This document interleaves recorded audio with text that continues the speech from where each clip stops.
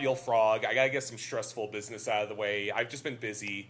I got this envelope in the mail that I think I should open on air. It says important vehicle information, and that kind of stresses me out. I think should I give it a look? I think it's just going to be like a large, like, piece of text that just says, "You can't drive!" I know, I don't have a vehicle, and that's what's, like, scaring me so much. Like, what else could this possibly be? So I think I should open it. Let's see what we got here.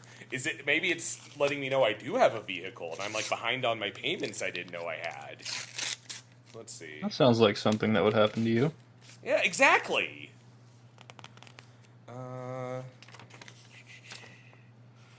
Dear Thomas, we have just been advised there will be a price increase to our extended vehicle service plans. Fuck! Yeah, you're gonna be in deep poverty now. All your fault. Oh my god, I didn't even know I had a vehicle! I knew this envelope said open immediately for a reason. After that date, we will not be able to honor the service contract pricing designated specifically for your vehicle! Oh, You might sucker. as well just, like, kill yourself now, Tommy. Well, what's really stressful is I don't even know what that pricing is, because it's specifically for my vehicle, and I don't know what it is. Like, if I knew I had a Roadrunner, I could, like, intuit that out. You're gonna be paying so much to maintain your vehicle, and it's gonna be all your fault.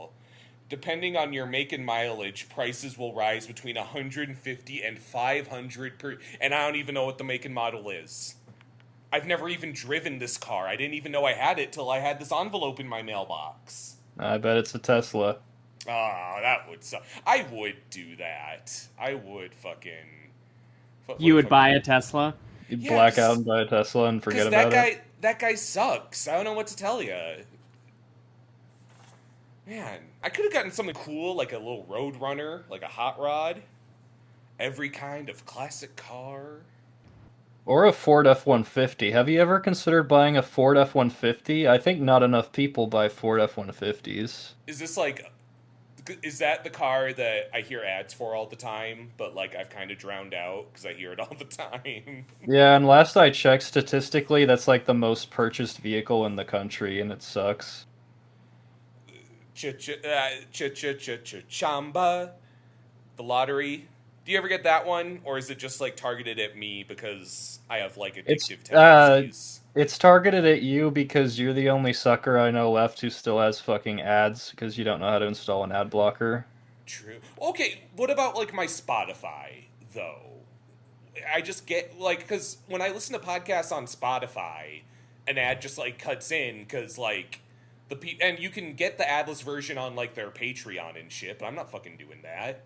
That's a fair point, but honestly, since like last podcast on the left is like the only thing I listen to on Spotify anymore, I just keep on getting this ad for this new like Caitlin Olsen show. Yeah. Have you heard about that one? She's like a mom who's also a spy or something. It's like High Potential. High Potential. She has like an IQ of 160. She's breaking the mold without breaking a nail. It makes me want to just put a gun in my mouth every time I hear it come on. Oh man, well she has to go Blake Lively to match her husband going full Ryan Reynolds. They have to like match that energy. So they'll be like getting sued soon. It would be very on brand for them to like enter an ambitious movie venture and have an ugly fucking lawsuit as a result. She should seek out a role like the butler on Always Sunny, Mr. Crumpet or whatever. Oh yeah. Be like, I'm gonna be here a long time. The Blake Lively lawsuit started like that movie was out almost a year ago. That was a long time ago. And there's still just the random update that pops up for me, and I'm like, we haven't killed each other yet? Like, select your character. Rev up those fryers and fill your champagne glasses to the very tippy top. I'm Tommy, and you're listening to West Coast Toast and Roast, starring Willow, Dav, and yours truly. Get ready for the next battle. Welcome back to West Coast Toast and Roast. I am accepting all bets on who commits murder first between Blake Lively and Justin Baldoni, allegedly, jokingly, and I'm Tommy. And I actually know who kills who, but I'm not telling, and I'm Willow. My bet is it's gonna be Ryan Reynolds allegedly, and it's gonna have something to do with Mint Mobile. And I don't know how to turn this into a I use But you Mint Mobile can't. because it helps me But save you money can't. so that I can But you buy can't my eat insulin. mint chip ice cream because you're diabetic. Yeah, huh? Mint Yeah. Chip Mobile ice cream diabetes. I'm Dev. Welcome back. We can't joke about killing anymore. Is the unfortunate thing. Like that officially this year stopped being funny. You can't Oh, joke yeah. about anything anymore. You're gonna get No, canceled. no. Well, I'm just confused because like Elon Musk bought Twitter and made comedy legal again, but like I'm more scared than ever to make a joke, and like I just don't really get how that works. You can't joke It's 'cause of about a man who woke. had a family. Yeah. Don't you know he came inside of a pussy, therefore he's completely immune to all criticism. I'm not talking about anyone in particular. Wink. Wink. So I feel it's important to start the podcast with like a warm-up segment because it's just hard to get that energy going. But I feel like Trailer Life and Death has maybe run its course a little. I could see it coming back every other podcast or so. It's gotten genuinely hard to get 3 really discussion-worthy trailers every month. Well, I think to be fair, it would work better if this weren't like an audio-only podcast, because like the people And we could- listening don't know what we're talking about. Yeah, that's Mhm. actually. I've even been like, I should put in at least a snippet from the trailer, audio-wise. Well, okay, well, you know what? That's all part of it. We experiment. Sometimes we do a segment for like north of a year. That doesn't always work. I have a new segment. So this is 2 news and a lie. So, Oh. yeah, Okay. so I'm a little more plugged into some corners than you both. I don't think that's out of line to say. And I want to test out my ability to trick you. And maybe I fall flat on my ass and you all like 0 to death me. But maybe I surprise you a little bit. So I have like a handful of headlines, and I've sorted them into like groups of 3, but one in each of those groups of 3 is a lie. 2 news and a lie. So like Okay.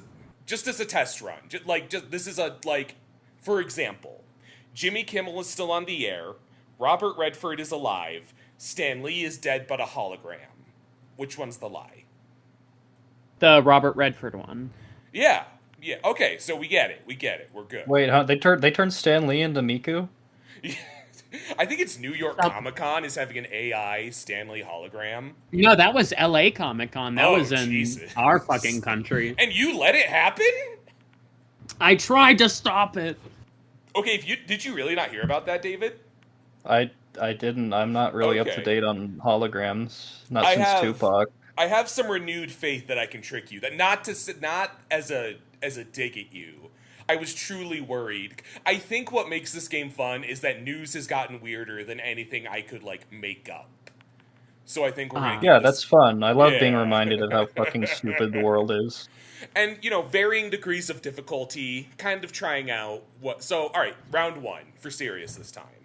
Let me get out all 3 first, even if you feel like you know, because you don't want to like expose it to each other. Also, and whoever gets more correct, is.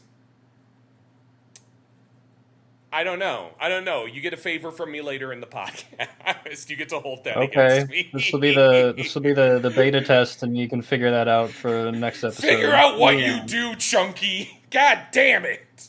All right. Round 1. Julia Gardner reveals she is cast in a Madonna biopic.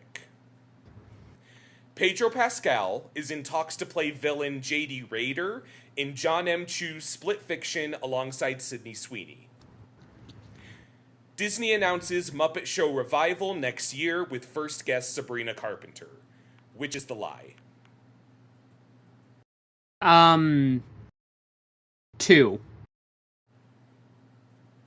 Willow selected the so Pedro we're just- Pascal. We're just saying Sorry? them? I guess so, yeah. Okay, I will go with 3 as the lie. The lie is 2. That is 1 point for Willow. Pedro Pascal is not in talks to play villain J.D. Rader in Split Fiction. Julia Gardner is going to play Madonna, and Sabrina Carpenter is going to meet Miss Piggy at long last. See, I knew about the Julia Gardner thing, but the Muppets meet Sabrina Carpenter just sounded too much of like a Tommy fantasy. No, exactly. That's kind of the fun of it. It's like when I said, it's like when my prediction last year was she would voice Amy Rose. I was like, I can kind of. It's Aquafina. Don't kid yourself. Yeah. No, actually, did you? Someone else is. So this isn't in. I had too many headlines and had to cut this. This is like very loosely rumored. The talks is Ariana Grande. Oh, come the fuck on. Gotta be fucking kidding me. You know, honestly, I don't hate that as much as I thought that I would. That's not the worst casting in the world. I think Amy as a character is in such a like identity crisis because it's like they seem to be moving away from the characterization of like obsessed with Sonic and chasing Sonic. So it kind of depends on what they're even going for with her. Take that with a grain of salt. I don't know how reputable that rumor is. Amy, like, needs to be, like, in her voice, just have, like, a sense of strength to it. And, like, I like Ariana Grande. I think she's great and Wicked. But she's got such, like, a high, wispy voice. Mm-hmm. And, like... Who would you cast as Amy? Fuck. There are a lot of good choices. I think Kimiko Glenn is a good one. Mm-hmm. I can't remember her name. The person who played, John Ralphie's... Jenny Slate. Yeah, Jenny Slate would be great. That's always been my go-to. Yeah. I'd have to think about it, but just, like... I don't know, she needs to have a voice that's, like... I don't know, I feel like she can't be, like, wispy, and Ariana Grande has, like, no... She just doesn't have the sauce to play Amy Rose. Right. This is going to sound like I'm making it about my thing. A lot of people say Anna Kendrick for Amy, but I don't want... My dream thing would be Anna Kendrick as Pauline in a Mario movie, and I don't want to ruin those chances. She sings. I would see it. I would do it. Ready for round 2? Yeah. Sure. All right.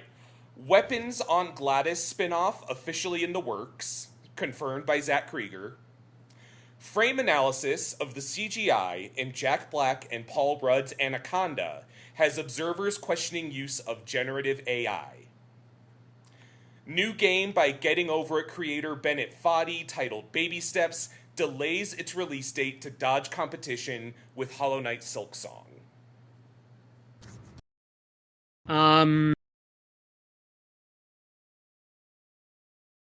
I hope it's 2. Willow says Anaconda is the lie.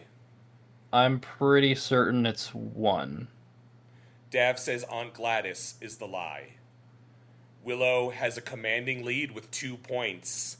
Anaconda is not under scrutiny for AI, but there is Zach Krieger has seemingly confirmed an Aunt Gladys spinoff, and Baby Steps was delayed to get out of the way of Hollow Knight Silksong.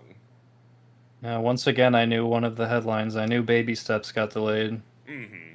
This is okay. I'm getting you a little better than I thought. I was truly worried I would just get trampled. I guess I'm better at this than I gave myself credit for.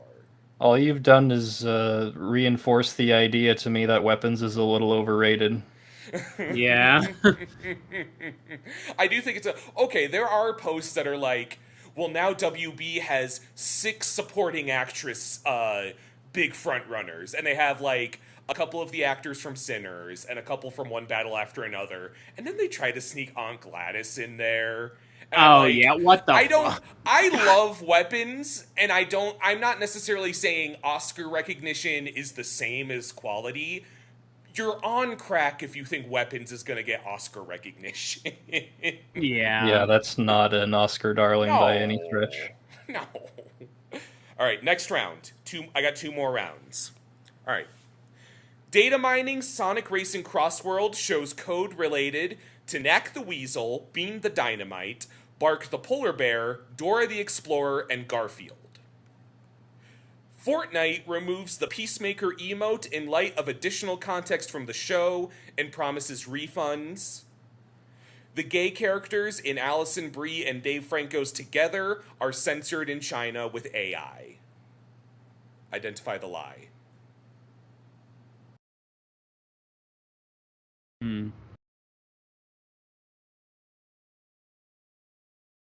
I think, honestly, I think it's number 1. I think it's 3. Willow is sweeping. Data mining for Sonic Crossworlds did not include any of those characters, and the gay characters were censored in China. Tell me I can't play as Dora? I'm not gonna get the game. That's like the most upsetting thing in that round, is that you can't play as Dora.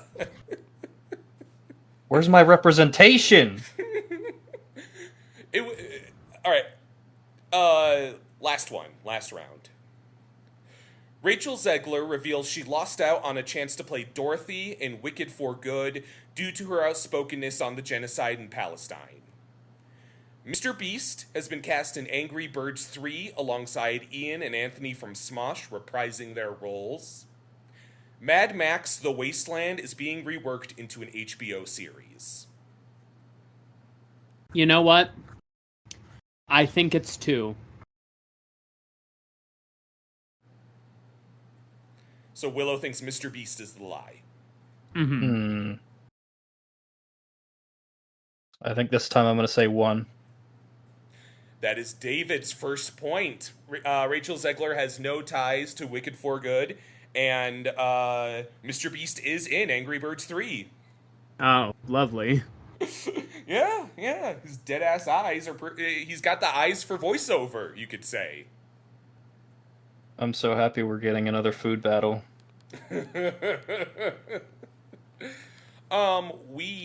So, that was our first edition of 2 News and a Lie. I thought that was pretty successful. I think that's a good little change of pace. Are we ready to move on to the things we all watched this month? Sure, yeah. Well, yeah. Well, I was, I felt very quietly excited for The Roses. This is a new rom-com starring Benedict Cumberbatch and Olivia Colman.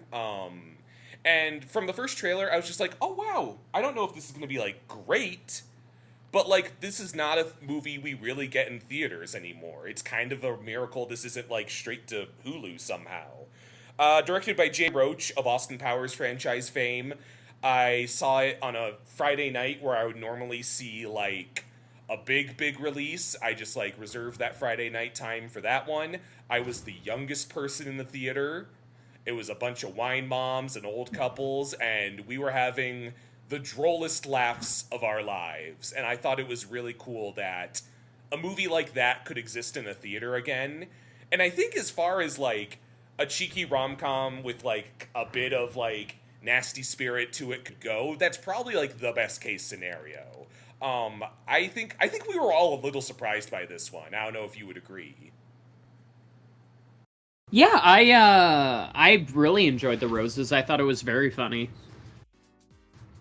Yeah, I expected it to be pretty good. I liked, just from the trailer, seeing kind of how things were escalating out of control a bit, and that really did grab my interest. But yeah, it was, for me, it was, surprisingly not funnier than I expected, but, I guess, a little better on, the drama and the relationship side. It was handled pretty well, I think.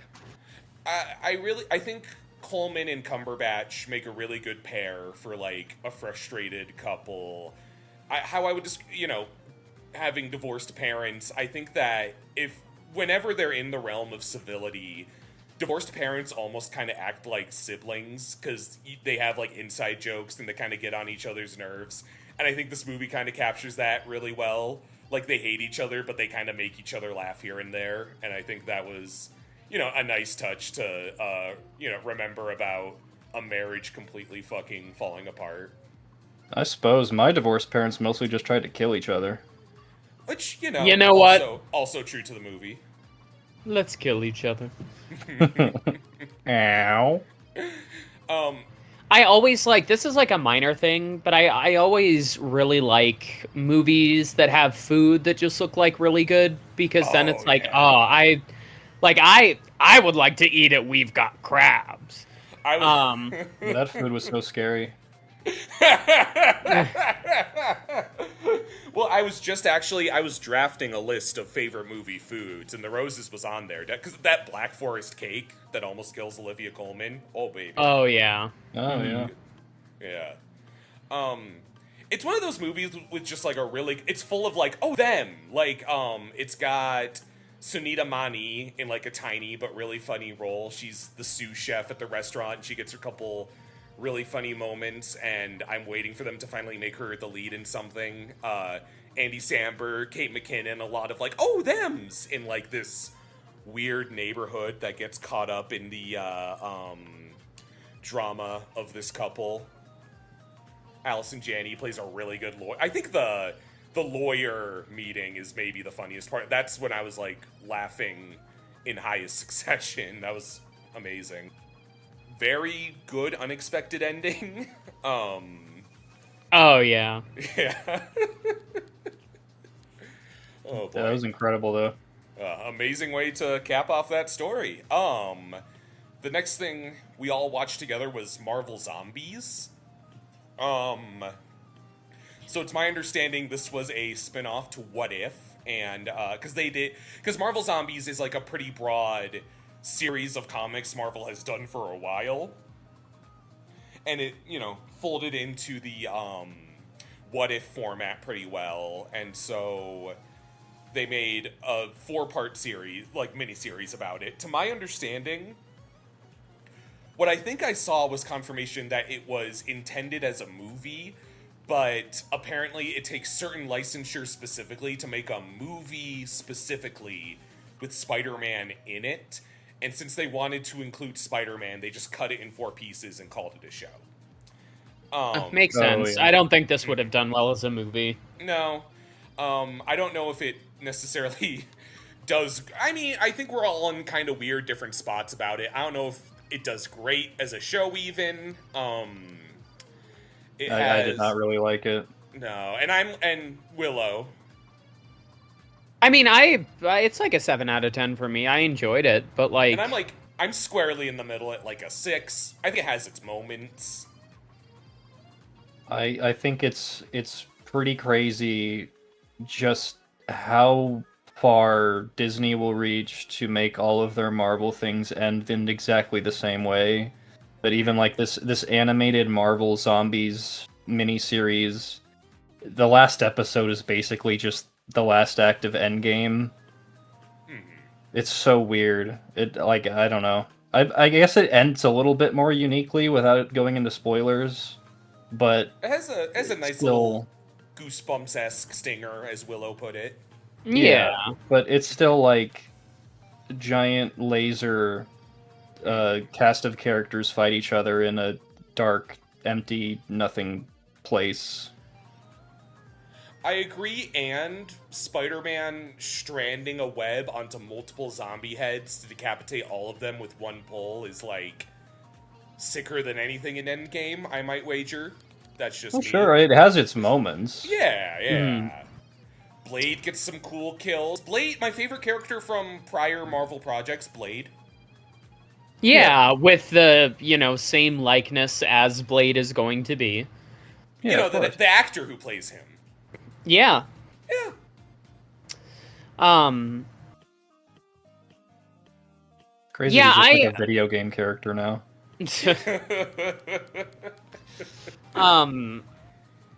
Always trying to ice skate uphill. I thought Marvel Zombies was fun for what it was, but there are some things that I just like I don't vibe with. Like, I'm sick of Scarlet Witch. Oh, yeah, no, I'm right there yeah. with you. I saw this, because there was a great interview with Elizabeth Olsen being like, I recorded that show so long ago that I don't even really remember what happens in it. And someone pointed out, like, it's crazy that Scarlet Witch has the most annoying fans when she's the one played by the actor who's like, yeah, I don't know, how much did I get paid for this? I don't really give a shit.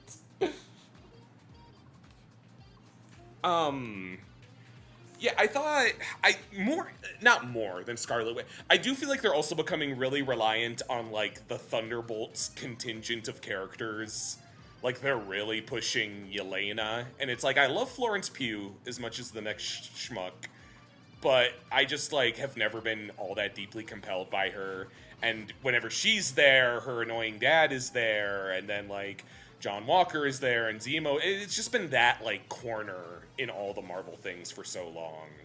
Yeah, I mean, I'm more forgiving of that though, since Thunderbolts is such like a recent release. Like, it makes sense that we're kind of in the Thunderbolts phase versus like every project has Scarlet Witch show up and be a nuisance, and every project has like Wakanda shows up and embarrasses somebody, and that's just kind of what I think that's more what they're relying on than anything. True, yeah. I'm happy this one didn't have Doctor Strange as like a heel, because I feel like he's almost as bad as Wanda, but on the good side in that he's like bottomlessly powerful, and there's no reason he can't just fix everything, but they always have to like bring him in just to explain why he can't. They did have, Captain Marvel. Oh yeah. Sorry, what'd you say? Him and Captain Marvel kind of have that same issue. Yeah. I don't find it. I guess I find Captain Marvel a little less because it's things like Doctor Strange is in the new Spider-Man cartoon, and the spider is like magicked by Doctor Strange, is why I don't necessarily have that same complaint as Captain Marvel. But I agree it is pretty applicable. Yeah, I think like with Captain Marvel, at least they lean more towards like we don't have any clue how we could explain her not just fixing every problem, so she's just not even going to show up. Yeah. Gosh, and you can tell certain actors were only in the booth like they had Haley Steinfeld for a day. Because why would you not have a young Archer in your zombie squad? I really don't understand. Like, I just don't follow. I think Haley Steinfeld is just expensive and was like, okay, I'm out. Skedaddle. Go do Arcane. Yeah. A lot of focus on Kamala, who I'm not sick. I'm not sick of her yet. But also, I could see myself getting a little, I don't know. Yeah. Well, and I guess with all the confirmation that it seems all but confirmed that Avengers Doomsday and others, and what's the other? It's Doomsday and Secret Wars is what's attached to that one? Maybe. I think so. I think I saw a bulletin that like said, oh, Haley Steinfeld has a cameo. And I'm like, so this is more about the X-Men than the Young Avengers we set up? What are we... Fucking stupid. So, something of a mixed bag. Perhaps, little more negative than positive. But, y'all got good writing. We have aura and hype and Blade cutting up a zombie Mortal Kombat style. I don't know. Is that all we have to say on that one? Yep. I think so. All right. Well, that takes us to, the film event of the third weekend of September. Maybe not the summer or the fall, but one battle after another, kind of a word-of-mouth home run. This one, I think the big idea around this one was they don't know how to market this fucking thing. Because to be fair, it's not exactly, a straightforward action movie. It has something to say, but it's not like a sleepy Oscar movie either. So you had a lot of like Warner Brothers posting gifs of Leo having a meltdown and saying like, when you have to go back after the long weekend and like shit like that. They were in a tough spot marketing it. But the right people saw it, and like I think it premiered. I don't know if it premiered at TIFF or just like close to TIFF. But it had a really big. It had a premiere where enough word of mouth where people were like, "No, this is the real fucking deal." And I think it. I'm not gonna act. I don't think it's gonna be like the surprise hit Sinners was, but I think it's gonna like kind of land on its feet and not like make Warner Brothers completely doubt the validity of weird original auteur movies like these. And the final product I think is pretty terrific. I think it's my favorite movie of the year so far. I think that Better Man curse has been broken. I thought this was pretty stellar. I like Paul Thomas Anderson. I watched Magnolia kind of in preparation for this, and I'd say it's neck and neck with Magnolia. I like both of these movies a lot. How are y'all feeling? I do want to say that in honor of the one hot dog after another tweet, when Dab and I went to see it, we both got hot dogs. Nice. Yeah, no, it's really solid. Great acting. Very much love the message. Yeah, I would just say like it's like a solid 8 for me, and like usually movies like that aren't my type of movie. Like I like something a bit more fantastical, but Sure. the way it was shot and made, and like pretty much just the whole package made it very endearing. I think in a weaker director's hands, this could be like average movie, like with pseudo commentary. But like mad props to the director, because I thought it was like I actually felt stuff watching it, which was nice. It's fucking cool. I had a really good time with it. I think that my biggest point of praise for it is that it's one of the few movies I have seen that feels like it's very like it really embraces like a leftist message and isn't like trying to be like centrist about it. Oh yeah. Yeah, I feel like we get a lot of like super generic, like we should protect the environment and stop killing each other, and that's like the most that a lot of movies will go to. But this is very much like, look at how much these fucking like right-wing conservative white supremacists are just total losers, which is pretty refreshing to see. And honestly, I think that most of my problems with this movie would sound fairly cinema-sinsy. But it really does come down to, there were some parts that I kind of had a hard time suspending my disbelief over, like, okay, how have these people not been like put in prison at this point? Right. Like, I don't really know that they really got away with it at the end. They did a bunch of, but it is. We are living in an era where murder is legal as long as you don't joke about it. Yeah. That murder is legal if you have the money to. Right. The BoJack Horseman bit. Didn't you hear? If you're a billionaire, you can kill. Yeah. Yeah. Still a very good time though. Yeah. I could honestly see this having a lot of flowers at the Oscars. I think it'll do pretty well there. I think. Sorry, go ahead. I was just gonna say it's like already in the Letterboxd like top 50. So I think this is definitely gonna be a awards darling, I feel. Yeah. I think if not Best Picture, I think Sean Penn's got to get supporting. I think he's insane in this. He is really good, which sucks because he's Sean Penn. Yeah, he's such a weird person. Well, I think Paul Thomas Anderson, with Tom Cruise in Magnolia and Sean Penn in this, he successfully is like, this is why it's okay for crazy people to be in movies, to play equally crazy people. Yeah, that's fair. Yeah. Also, newcomer Chase Infinity. She's the daughter in this. She's awesome. She's really cool. The first shot keeps playing in my head where it's like the 16 years later jump from her as a baby, and she's in the gi looking all like fresh-faced but not like naive in Sensei Sergio's dojo. There it is right there. That's what it's all about. This is, to my knowledge, a adaptation of an old novel called, I think, Vineland, and I'm not going to pretend to be like well read, but it's my understanding that book is about like the death of the hippie movement. And for this movie has like a sliding scale timeline a bit, where I think it's supposed to take place modern day. They have iPhones. So Leo and the other characters in that theoretical hippie movement, I guess, would have been back in like the 90s or so. And they make like 90s pop culture references, like everybody's favorite character, Jungle Pussy, is doing a bank robbery, and she calls it some Set It Off shit, which is a 90s movie. So they very comfortably are in the 90s and the 2000s, but they kind of dress and act a bit like the 70s, which I really appreciated. Tiana Taylor almost feels like a female James Bond a bit, and the way the camera frames her and how she, seduces the people around her was like just very Bond-esque in a way that I kind of felt was homaging that era, but then also kind of crashing it to the reality of the irresponsibility of a character like that and the actual dangerous implications it can have.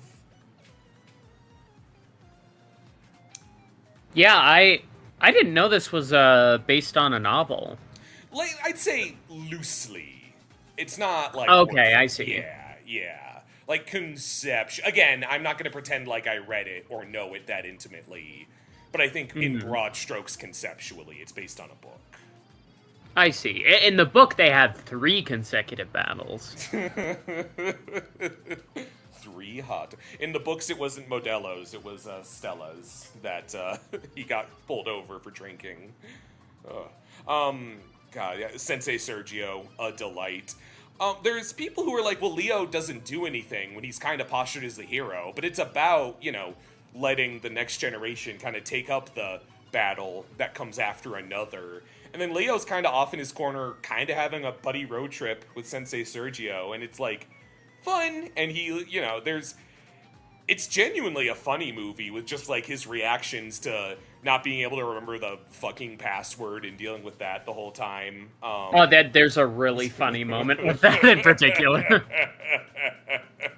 I guess I really love, because everyone's seen the trailer where the guy over the phone is asking what time is it to cue into the the password, and there's this point where he's like, I don't know what time it is, and Sensei Sergio's like 8:15, just like, really? It's great. I have high hope. There's a couple movies I have high hopes for to maybe dethrone this that I'm really, really looking forward to. But at the moment, I feel pretty comfortable with this as my personal best picture. I think all around, it's really incredible. Yeah, I think it's a fair pick for that. Yeah. 100%. Yeah. Well, I believe that takes us to our solo toasts and roasts. Willow, as always, cut the ribbon. Let's go for it. All right. So, a while back, I played this game called Katana Zero. I believe I haven't brought this up, right? Yeah, no, you haven't. No, You haven't. good. Yeah. I'm gonna talk about it first because I played it like the furthest back. Katana Zero is exactly my shit. Basically about a samurai who is working jobs in this like shit-ass cyberpunk city. Kind of grisly, kind of drunkard samurai, if I recall correctly. Yeah. Yeah. Bit of like a Fallen from Grace type character. A Leo DiCaprio in One Battle After Another type, you could say. Yeah, exactly, yeah. And the big deal with this game, and something that goes into gameplay too, is that there is a drug that alters your perception of time. And how that works is in the game, there's like different zones you go through. You have to like kill the enemies and whatnot. But if you die, it will reset you with the message something. I think it's like, no, that won't work. So every time you're like playing, he's planning it in his head, and then it replays your full attempt as if it's like really happening. Yeah, exactly. Yeah. Which like kind of plays into like the time stuff too, because like maybe he's playing it out in his head because he's like looking forward in the future.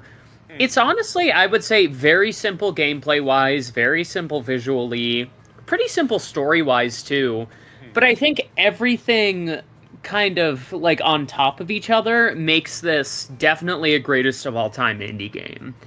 I'm right there, and my favorite genre of indie game is you're one guy escaping a tight corridor, because it's kind of looked like Ape Out and Hotline Miami and Blood Roots. They're kind of all in that realm of like, how can you make yourself the most efficient killer possible? Yeah, and like it shows, especially in like both Hotline Miami and this, if you die, if you get hit once, you're dead. Oh yeah. Which, I mean, normally I'm like, oh man, fuck this. Because I don't think you should die in one hit, but, like, the way that these games approach them, I guess looping Hotline Miami in on that too, because I did play that recently. It's just in, like, a pretty manageable and, fun way. Like, it is challenging to get through the corridor without dying. But it's not like you have to get through, 15 corridors without dying or without getting hit once. I think it's fair in that way. Respects your time. Yeah. Yeah, exactly. On top of this has one of my favorite tropes. The samurai gets... I guess not gets. He meets a little girl whose father has not come home and just, like, kind of adopts her. I know there's, like, different choices and endings based on how you, like, speak to this child. But I was, like, nice to the child, and, I'm sure there are people who are not nice to the child. It's you at work. But, like, it's nice because it is a simple game, but all of a sudden it's like, number one, that because you as the samurai are working for this kind of shady company, that child is in danger. And one day you're gonna go home, and that child is gonna be missing. Which, of course, does happen. But there's, like, a lot of really cool meta stuff in it, too. There's an option where, like, both life and death talk to you, and they're like, the best way out of this is if you die, and you can choose to die and the game ends. And then you can choose to live, and you get, like, the final boss and go through everything, but the child is missing when you get home. Which I really hope they make a second one, because I think it's a really endearing game. Also, the lore behind the time-altering drug is really fascinating. Basically, once you take it once, it's, a drug, it's addictive. But once you take it once, you have to continuously keep taking it, because how it wears off is your perception of time just slows and slows and slows until you're basically, in your mind, trapped in a single moment. Which I think is fucking horrific. That is, like... That's crazy. Yeah. Yeah, it's hard to, like, go into the details without, like, showing pictures and stuff, because a big part of this game is, like, how it looks. It's a really well-done pixel game. The lore and the gameplay kind of working together works really well. And it's, like, very short, too. Like, I don't know how long it took you, Tommy, to beat, but, It's been a long time. It is short. I haven't played it since, like, lockdown, and that's all a blur, so my memory's... Oh, gotcha. But I do love that game, yeah. But yeah, no, I thought Katana Zero was, like, I just kind of played it because I was like, oh, this has been, like, a game that people bring up, and it has to do with swords, and it's got, like, a sci-fi aspect. That sounds fun. I didn't think that I would like it as much as I did. It might be, like, in my top 3... maybe top 3 indie games ever. I think it is fucking fantastic. Alongside... I'm gonna see if I can guess the other two. It shouldn't be so tough. Willow likes... Also curious, would Hades be that high up? I don't know if it would. Not for me. I do love Hades, but, like... Yeah. It's not Cuphead. I'm just thinking out loud. That's my favorite. I don't think it's yours. It's not Bendy and the Ink Machine.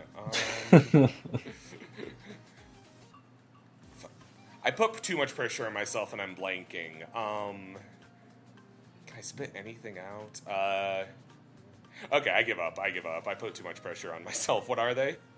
No, that's okay. I don't know off the top of my head, but I know that, like, Cult of the Lamb would definitely be up there. Oh. I almost thought that'd be too recent. Because I almost No, said, I mean- Hotline Miami, but I don't know. That you just played that one as well. Yeah, I would have to look. I guess I just said like top 3 because I thought, well, there has to be. I took it a little too literally, yeah. Yeah. Sorry, you're good. I might like it a little more than Cult of the Lamb. Wow. So maybe top 2. I don't know. I mean, if you like Hotline Miami and you like Katana Zero, you should definitely do Ape Out next. Yeah, I can. I could add that to my list. Yeah. Tommy Gorilla, the video game. True. That one's also really short, but Yeah. it's pretty fun. I like that. I'm just gonna say it's very good that the Steam Family Share is paying off because I prefer you all like playing these games in my library and enjoying them over them just like rotting in my backlog indefinitely. Because I got Katana Zero, and I played it for like an hour like 6 years ago or something. Yeah. And I was like, this is cool. I'll come back to this later. And it's like, still haven't got there yet. Maybe I have one to go day. to I have to go to my blood sugar appointment to get my blue tongue looked at. Whatever happens there is not going to be more important than Katana Zero. No, actually, I really should check the last played. I don't think it was that long ago, but it was a while back. I just every day I wake up and I hope that I win the lottery or something so I can stop working and finally play all those games. Well, you can't win if you don't play. Let's get some Yeah. scratchers. Exactly. You know what? That's really great advice. In fact, everybody listening to this is financial advice. You should all do that too. Everybody should do that. Hey, Get scratchers now. My mom's getting me into scratchers a little. It's not healthy. It's not cool. I had a $20 bill. I put it in the machine and thought, oh, I'll just get a $1 scratch off and get some change. Machine did not give change. And I thought to myself, well, now I have a higher chance of winning. I didn't win fucking shit. Yeah, that's I didn't how win probability shit. works for sure. It It didn't happen last it time. was- It's more likely this time.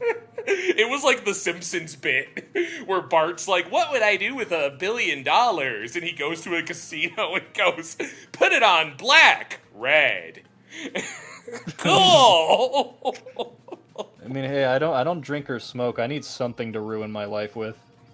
Yeah, you should. I mean, you're already addicted to insulin. God, you're right. Yeah, that already does do it for me, huh? Yeah, you just like. I mean, we were at the arcade on Sunday, and you were just like taking out your fucking junkie pen and injecting yourself. I can't help it. I feel like something bad will happen if I don't. I know it's foolish of me, and I should really quit. Like how I can't leave without checking if my door is locked twice. Didn't you say 3 times? Sometimes. Yeah, you should definitely check to see if you've locked the door right now. Someone's probably breaking into your house right now. I'm inside, so I can see that the lock is vertical, which is locked, the locked position. It's That only- that one's actually smart though, Tommy, because I've been checking every single day, and so far you've been 100%. You've been locking it every single time. But one of these days, I'm gonna get in there. So you left the pig's blood on my doorstep, is what you're saying? No, that was me. Oh, okay. Yeah. Dev, what have you been into besides? Oh, sorry, Willow. I didn't mean to cut you off. It sounded like No, I mean, I was just gonna pass it to Dav because I just gotta say, people at home play Katana Zero. It's really good. And go get some scratchers. Yeah, go get some scratchers. But yeah, over to you, Dav. Okay, I'll start with a toast of a game that came out quite recently. This is Story of Seasons Grand Bazaar. It's a very, very new remake of a DS game, Harvest Moon DS Grand Bazaar. And it's quite the overhaul from that original version. I'm sure most people know the story by now about Marvelous and how they kind of separated. The original developer is still going. They're making the Story of Seasons, formerly known as Harvest Moon. and the Harvest Moon games are continuing to be developed under the Harvest Moon name by a different developer, and from what I know, those are considerably worse. So, Story of Seasons is the way to go now. And I think this game is a pretty good demonstration of that.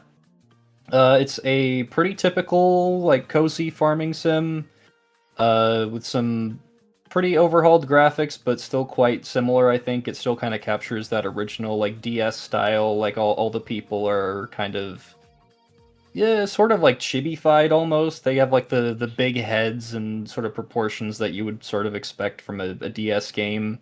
But, you know, it's, like, it's new in 2025 in HD, so there's, it's pretty charming. The story to this is basically that you're taking over as the new farmer of Zephyr Town, which was at some point in the past very renowned for its world-class bazaar, but that has seriously decayed since the previous farmer left, and so now you're kind of coming in, taking over, and you're opening up your own market stall at the bazaar, and your job is kind of over time to keep on selling your own goods that you produce on your farm and raise the bazaar's reputation, kind of back to its former glory. Um, while you're doing this, you're doing the typical like Harvest Moon farming sim type deal of making friends with residents. Eventually, you can like get married and start a family. Um, I think that this game does a really good job of like each NPC is sort of falls into like the typical tropes that you would expect, but they also kind of have their own unique things going on. There's some pretty good like relationships between them and stuff. They're not entirely just isolated to themselves and their families. There's their own like friendships and things going on, and it's fully voice acted, which is very nice. And so I think a lot of the biggest praise that I can give to this is like it's not as good or as deep as like Stardew Valley, and I think that that is not something that any farming sim has really been able to come anywhere close to meeting since Stardew Valley came out. But it does really wear its heart on its sleeve in the fact that it's much higher produced. Like Stardew Valley was made by one guy while he was working at like a movie theater over the course of like 6 years or something. You know, this is a high production farming sim, or at least as high production as it gets for farming sims, basically. And I think that's where its strengths really lie, is that you have like this full voice acting, these nice graphics, this just nice gameplay loop overall. So yeah, it's not gonna really blow anybody away. If you're not into farming sims, you're not gonna care for this. Uh, Certainly not game of the year material, but it's very fun. I sank a solid like 80 hours into it in order to beat it, so plenty of content. So yeah, I would still recommend it. It's a good time. Is it kind of Sorry. like Farmville on Facebook? No. Is the romanceable.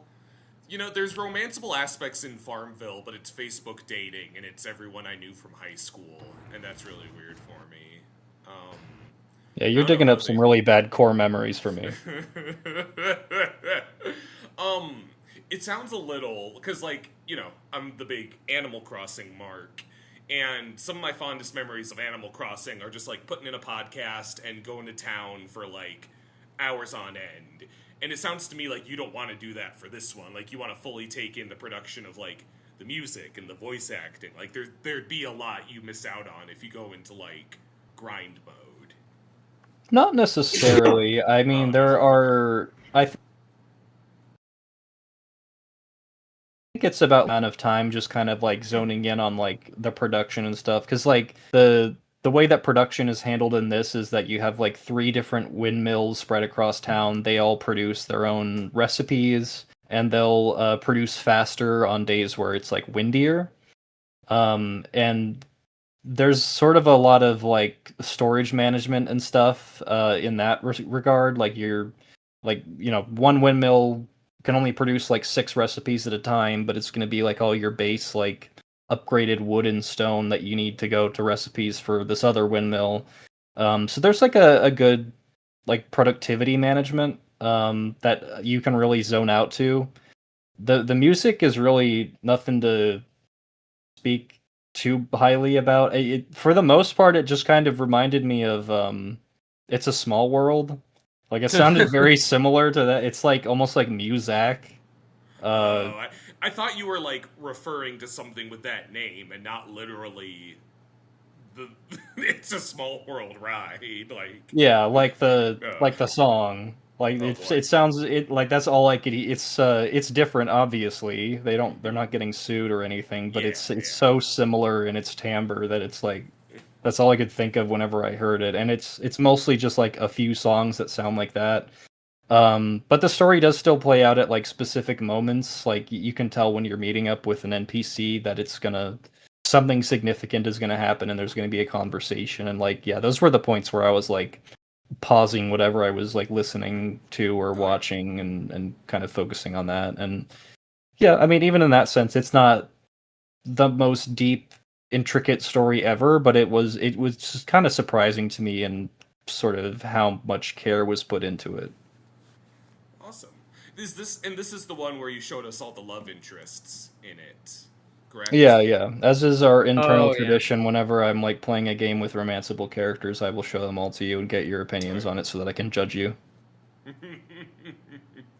This one had some good. What you had that shy cutie. Yeah, and like I was kind of surprised when I showed you all the different characters, kind of how we all picked basically different ones. So there's a variety here, something for everybody, I guess. I think Yeah. mine was named like Diana. Was that it? Yeah. Yeah, she was cute. No, this sounds cool, and I think that more like I don't want to say casual, but lax genre games like these. Again, like I always say, like let me date the human characters in Pokemon. Like let Pokemon be for grown-ups and have like romanceable character dynamics. You know, like Yeah. I think Dav would agree with you about like them adding romance to Pokemon, but I don't think it would be in the way you think it is. No, I already toasted cassette beasts, and that was one of the things I really hammered home about that was so great about it, was that it's like an adult Pokemon, and you can like date people, and it's cool that way. So Yeah, but yeah, Dav, we'll you bring don't it want back to around. you don't want to date the people when you play Pokemon. I'm not, just saying. Well, I'm not saying that'd be Dav's top priority. I'm just saying if we had Dav sort all the viable waifus in Pokemon, and then after that's said and done, slot in Gardevoir, she'd be in like the upper echelon at least. You know what? I think I've told y'all this before. I am not the biggest fan of Gardevoir. I mean, I'm gonna stop Is it more talking. Lopunny with you then? Yeah.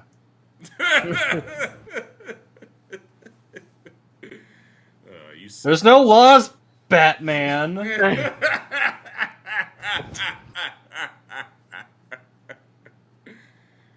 titties aren't even real. It's just like fluff up by her neck when she puts her arms there.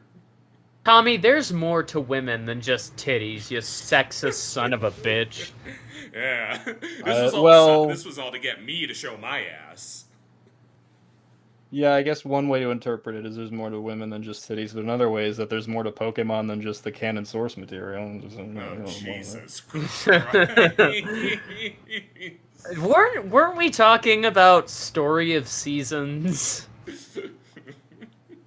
Tommy just had to bring up dating Pokemon. Yeah, that's all Tommy's fault, and I didn't say anything here that could possibly make me sound strange or weird in any way. I still have the traumatic memory of me explaining a chipmunk adventure and saying the snakes want to fuck the chipettes, and Willow going, "I didn't know you wanted to be called the snakes, Tommy." This is a fucking the snakes have come out.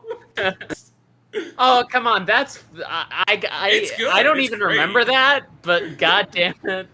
It's a good bit. It's good as long as we acknowledge it's a bit. As long as... Yeah, anyway, cute, cozy farming sim. I would fuck Story of Glalie. Seasons. Great. You would fuck Glalie? This has become the Smasher Pass Pokemon podcast. Uh, First up is Lucario. I mean, he's kind of built. He's got like, I mean, compared to another, I do like there was a small movement where people were like, the ideal woman is built like Mewtwo, and Lucario's kind of built like Mewtwo. Can we move on? So I'm gonna cast a spell. Everybody who's listening to this forgot anything I've ever said about Pokemon ever. I'll cut most of that. No, Tommy, you're keeping that in. We like it. We like it. Don't be a coward. Yeah. All right. I'll keep most of it. Is it my turn? Yeah, it's your turn. I need to stop before I say something horrible. Well, speaking of cute characters, honestly, genuinely, on that trek of mind, I've been playing Everybody's Golf Hot Shots, and I'm toasting it. I've been really liking it. The talk of the town is some performance issues, and I've had that once or twice, but I guess I'm also in my ivory tower of playing on Switch 2, which I think probably, because I think it's also on Switch 1, so I probably have the better end experience. And so one of my big, like, nostalgic video games, which I feel like I say once a podcast, but I guess I had a lot of those. I really liked the Hot Shots golf games growing up. I think that some degree, some, like, level to it is that my dad is, like, a big golf dad, and I was, like, wheezy, unathletic kid, and so I would find golf games to really connect with him on, and that was, like, that avenue we found.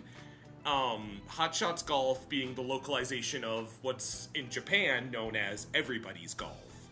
And Everybody's Golf is a lot of, they're the same game gameplay-wise, but the Japanese version has a lot of like, well, your characters are a little anime boy named Satoshi who loves golf, and an anime girl named Akane who loves golf, but No to way. like, when they localized it, it was a lot. They virtually drew over the characters and recycled their movements, but made like it's Johnny and he's like a Hollywood hotshot, and Tony a mob boss. They would reinvent all those characters for kind of a cartoony Western audience, which is something I did not even know till I was older.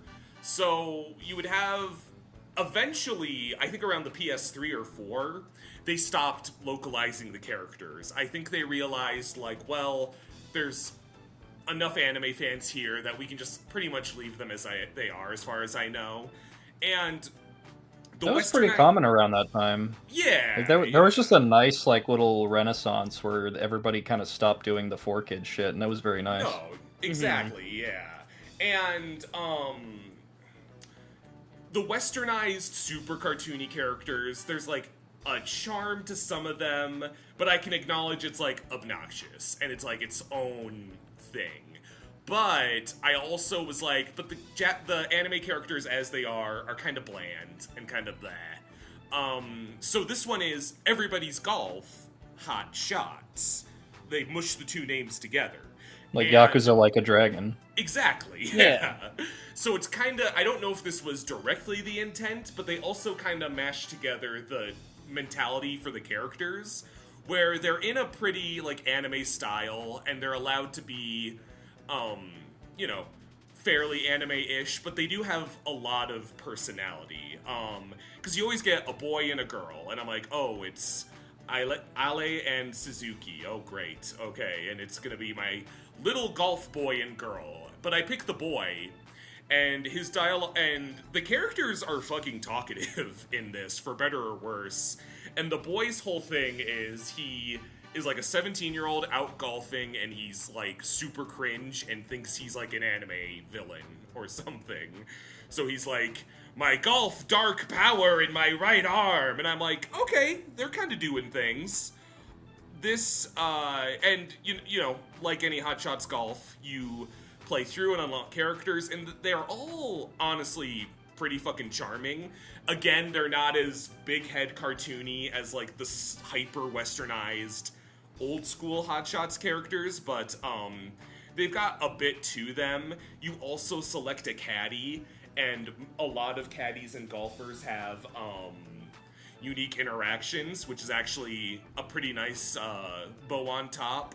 I've got Kazuma, who's this tiny, quiet 15-year-old prodigy, and he's, keeps to himself, very introverted, but he just has a lot of charming moments in that when he does lose, he's kind of like, oh, well, I meant to do that. Kind of quiet, edgy little kid. What I really enjoy about this game in, like, a golfing aspect is, like I said, I've played these games since I was young, and I wouldn't say they were ever complicated, but they have mechanics that, when it's easy to access, hard to master. You're not truly great at Hot Shots Golf until you have a handle on topspin and wind direction, and things that you would have no patience for as a young kid. And I would go back to those PS2 games and just get really stuck in that, well, it's a par 4 hole, I hit it twice and land on the green, fuck it. This one really pushes you to compensate for your character's weaknesses, because you unlock characters as you go along and their stats are a little better. Your initial lineup of characters have, like, very low striking power for the ball, and so you're not making it to the green as fast as you would imagine, especially compared to the PS2 games.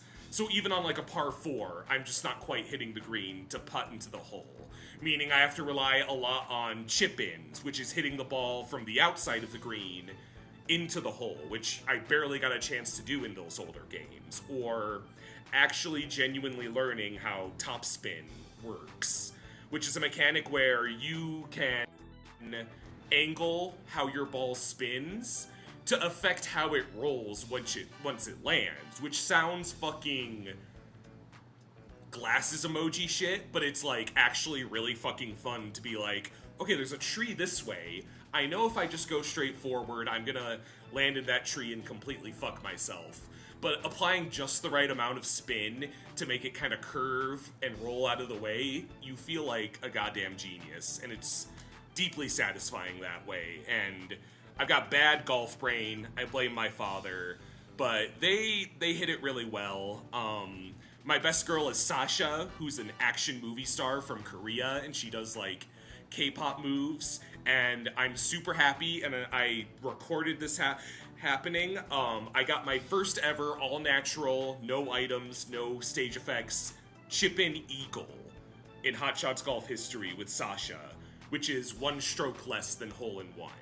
And I felt like I had reached the skill that I strive to as a little kid, not getting how these fucking golf games actually work. Honestly, I've, like... I know that you're, like, big into golf games, but golf for me, unless it's mini golf, has always sounded kind of, like, a bit eh. But it's interesting, like... And I know this is probably the case in real life, too. But I'm not gonna fucking play golf in real life. No. It's interesting, like, how much stuff you have to consider. Right. Like, to make the perfect shot, No, absolutely. It really is, like, you're taking wind into account, because if you just hit your ball straight, the wind will blow it, so you want to compensate for that. If you're going uphill or down, rain makes it roll less, so you might have to add a little oomph, put a little stank on it if you're in the rain. Adding in side spin, it is kind of like doing a mini math equation every time. I turn into the Zach Galifianakis gif, but for a stupid golf game. No, it's very fun that way. Well, have you ever tried, this is like a question for both of you. Have either of you ever tried, like, Topgolf before? Like the real life place? Yeah. I've driven by one. That's it. I've always kind of wanted to try that, because that seems like a good middle ground between, like, going to a golf course and, like, mini golf. Oh, exactly. It's super fun. Yeah. And, like, I can't hit an actual ball for shit, but it's really fun. It's, like, good practice, yeah.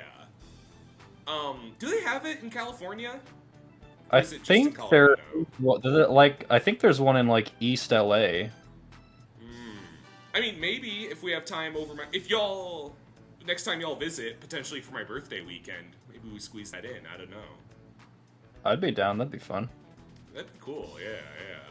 I mean, it'd be a fitting, because I want to do brunch at the View House, so we'll just have the white golf dad itinerary. Yeah, Oh, cosplaying as Christmas adventurers type. Oh no.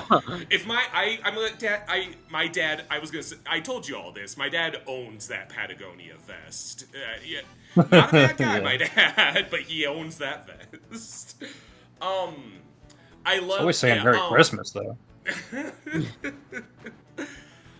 Like, you know, you can, so this game has its challenge mode where you have to complete challenges to unlock matches with locked characters and unlock them. I'd say my big frustration with this game is that a lot of those challenges are based in tournament play, whereas I'm a little more accustomed to versus play on the PS2 games. Versus play being you compete with your one-on-one opponent within a hole, and you either win or lose that hole, and that you impact your score, one up or one down, and then you move on. And I like that a lot more because you can make mistakes, and it's, okay, I lost that round, you're one up ahead of me. But tournament play is your total number of strokes over 9 or 18 holes is what you carry through the whole tournament. You're playing through a number of holes and just have to meet a certain threshold of strokes. And so as a result, especially on some of the harder courses that have a lot of penalties, like water penalties and out of bounds, they add a 2-stroke penalty just for landing in water or landing out of bounds. And that can so tank your score. And it can be so fucking heartbreaking when I'm in first place for an 18-hole tournament and a water hazard just, like, fully fucks me. Because it's not like, oh, that's 1 stroke wasted. It is a 2-stroke penalty, and it, like, can just fully kneecap your momentum and kind of ruin your day. But also, golf is the gentleman's sport, because it's about composure, and in real life, I couldn't hit pause and end the game and restart it. So, perhaps it's good practice if I ever get good at, like, golf. Not fucking losing my temper. Via one of these days, you'll, you're gonna get, like, sucked inside the golf minigame, and you're gonna be like, oh my god, now I can play golf in real life!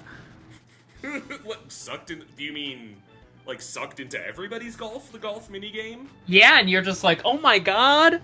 Like, Oh. most people get, like, sucked into video games and stories, and they're like, oh, it's a fantasy world, but for you, I'm it's in- like, oh, fuck! Lee Carvello's putting challenge. I'd ask out Sasha, and she'd be like, no thanks, and I'd be like, okay, and just, like, keep putting. I still have my golf. I'm not even sad. Is that the Alright, sound back of to you you, shooting Willow. yourself or the sound of you teeing the golf?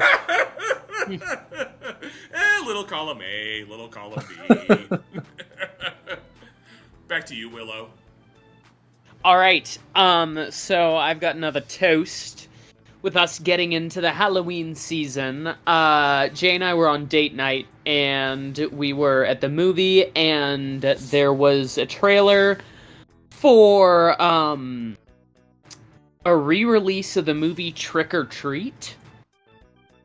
And, after that, Jay was like, well, we should just watch this at home. And we did, and I liked it a lot.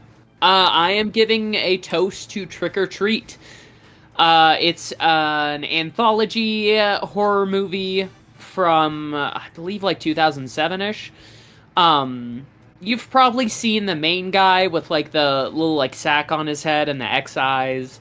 Like a little lollipop. Yeah. But I'm a sucker for good anthology stories. Like, I really like the creep shows. But this does something fairly unique in the sense that although this is an anthology series, so there's like a lot of different sections of stories that kind of exist on their own. it's all happening in the same town and happening to like characters that show up in other people's stories, even if it's just for like a second. And I think that's a really cool way to do it. For example, there's a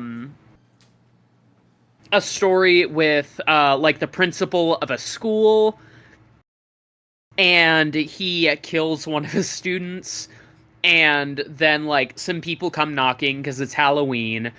And the people that come knocking, he's just like, "Oh, hey, it's my other students from class." And you don't really think about it. Only for like 2 stories down, all of a sudden we're following these kids.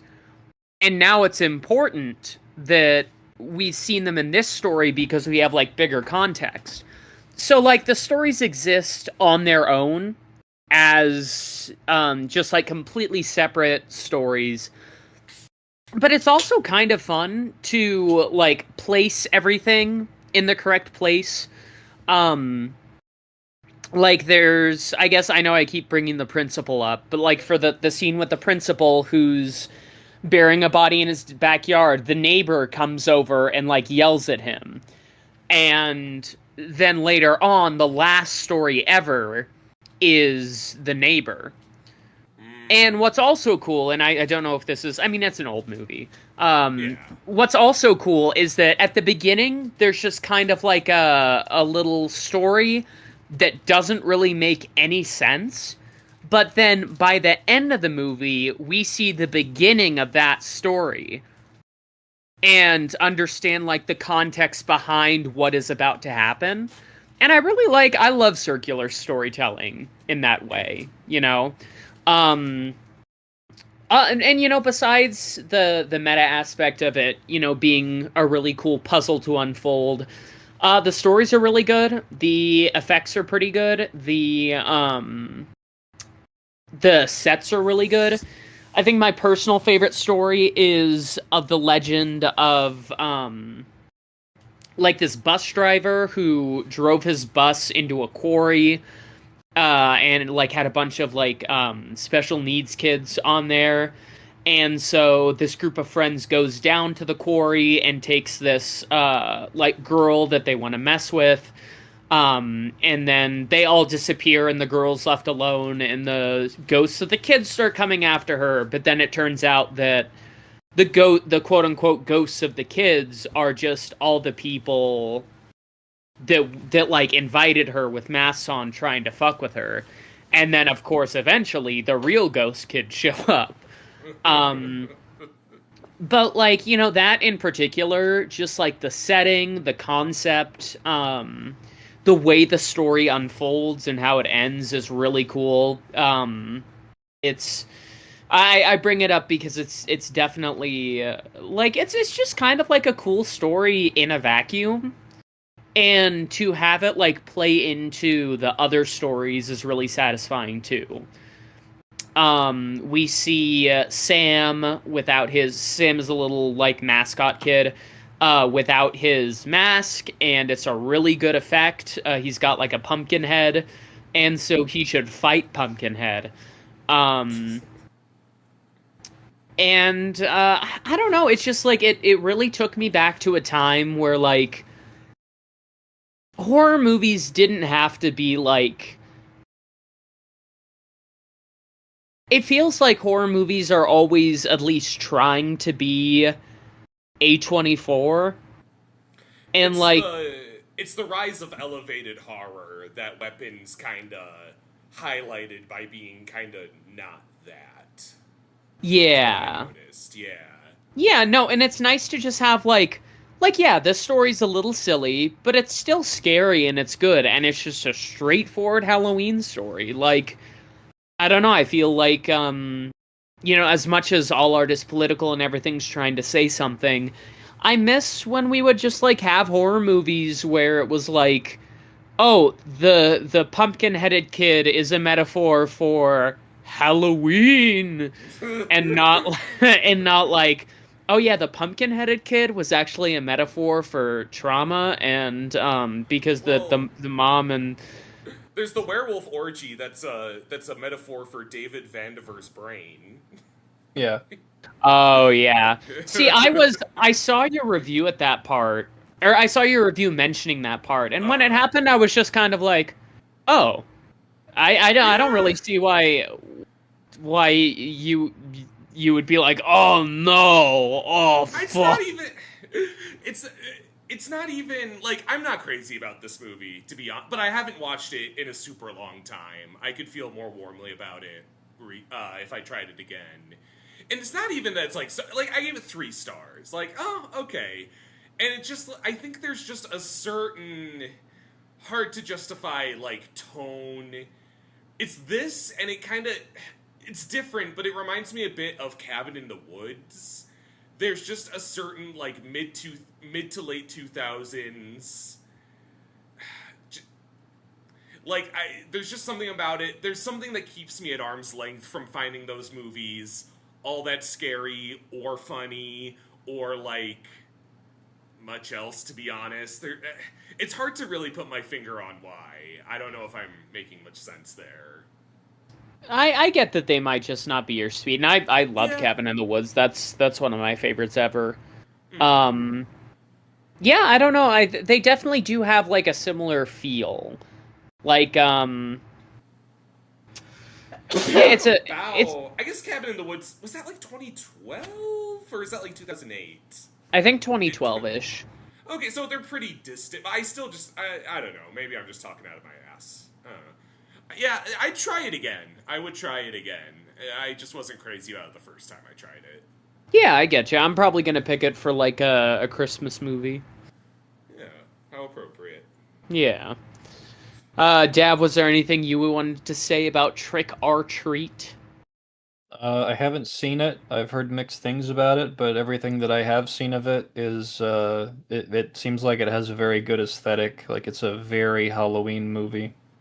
It is very like it feels like I don't know, there's a lot of movies where it's like this is a movie that takes place on Halloween, but this feels like a Halloween movie in the same way that like Rudolph the Red-Nosed Reindeer feels like a Christmas movie. I'm not sure that makes any sense, but I'm gonna knock your fucking socks off when I tell you there's a movie that takes place on Halloween, and my girl, it's called Halloween. What? Like that's never gonna happen.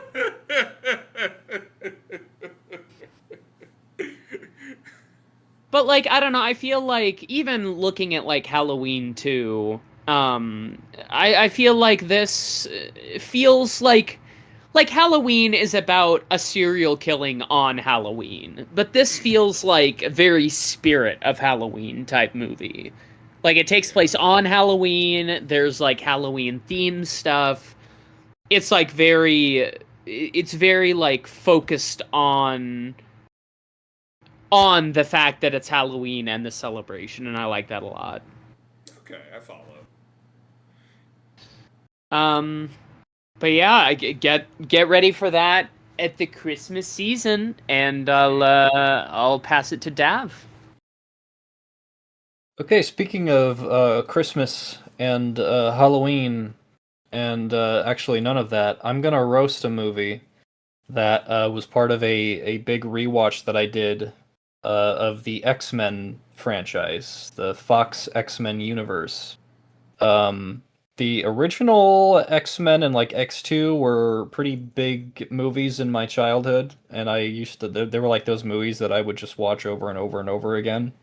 So those were very interesting to revisit. Along the way, though, I did watch a couple of movies that I never really got around to seeing when they came out.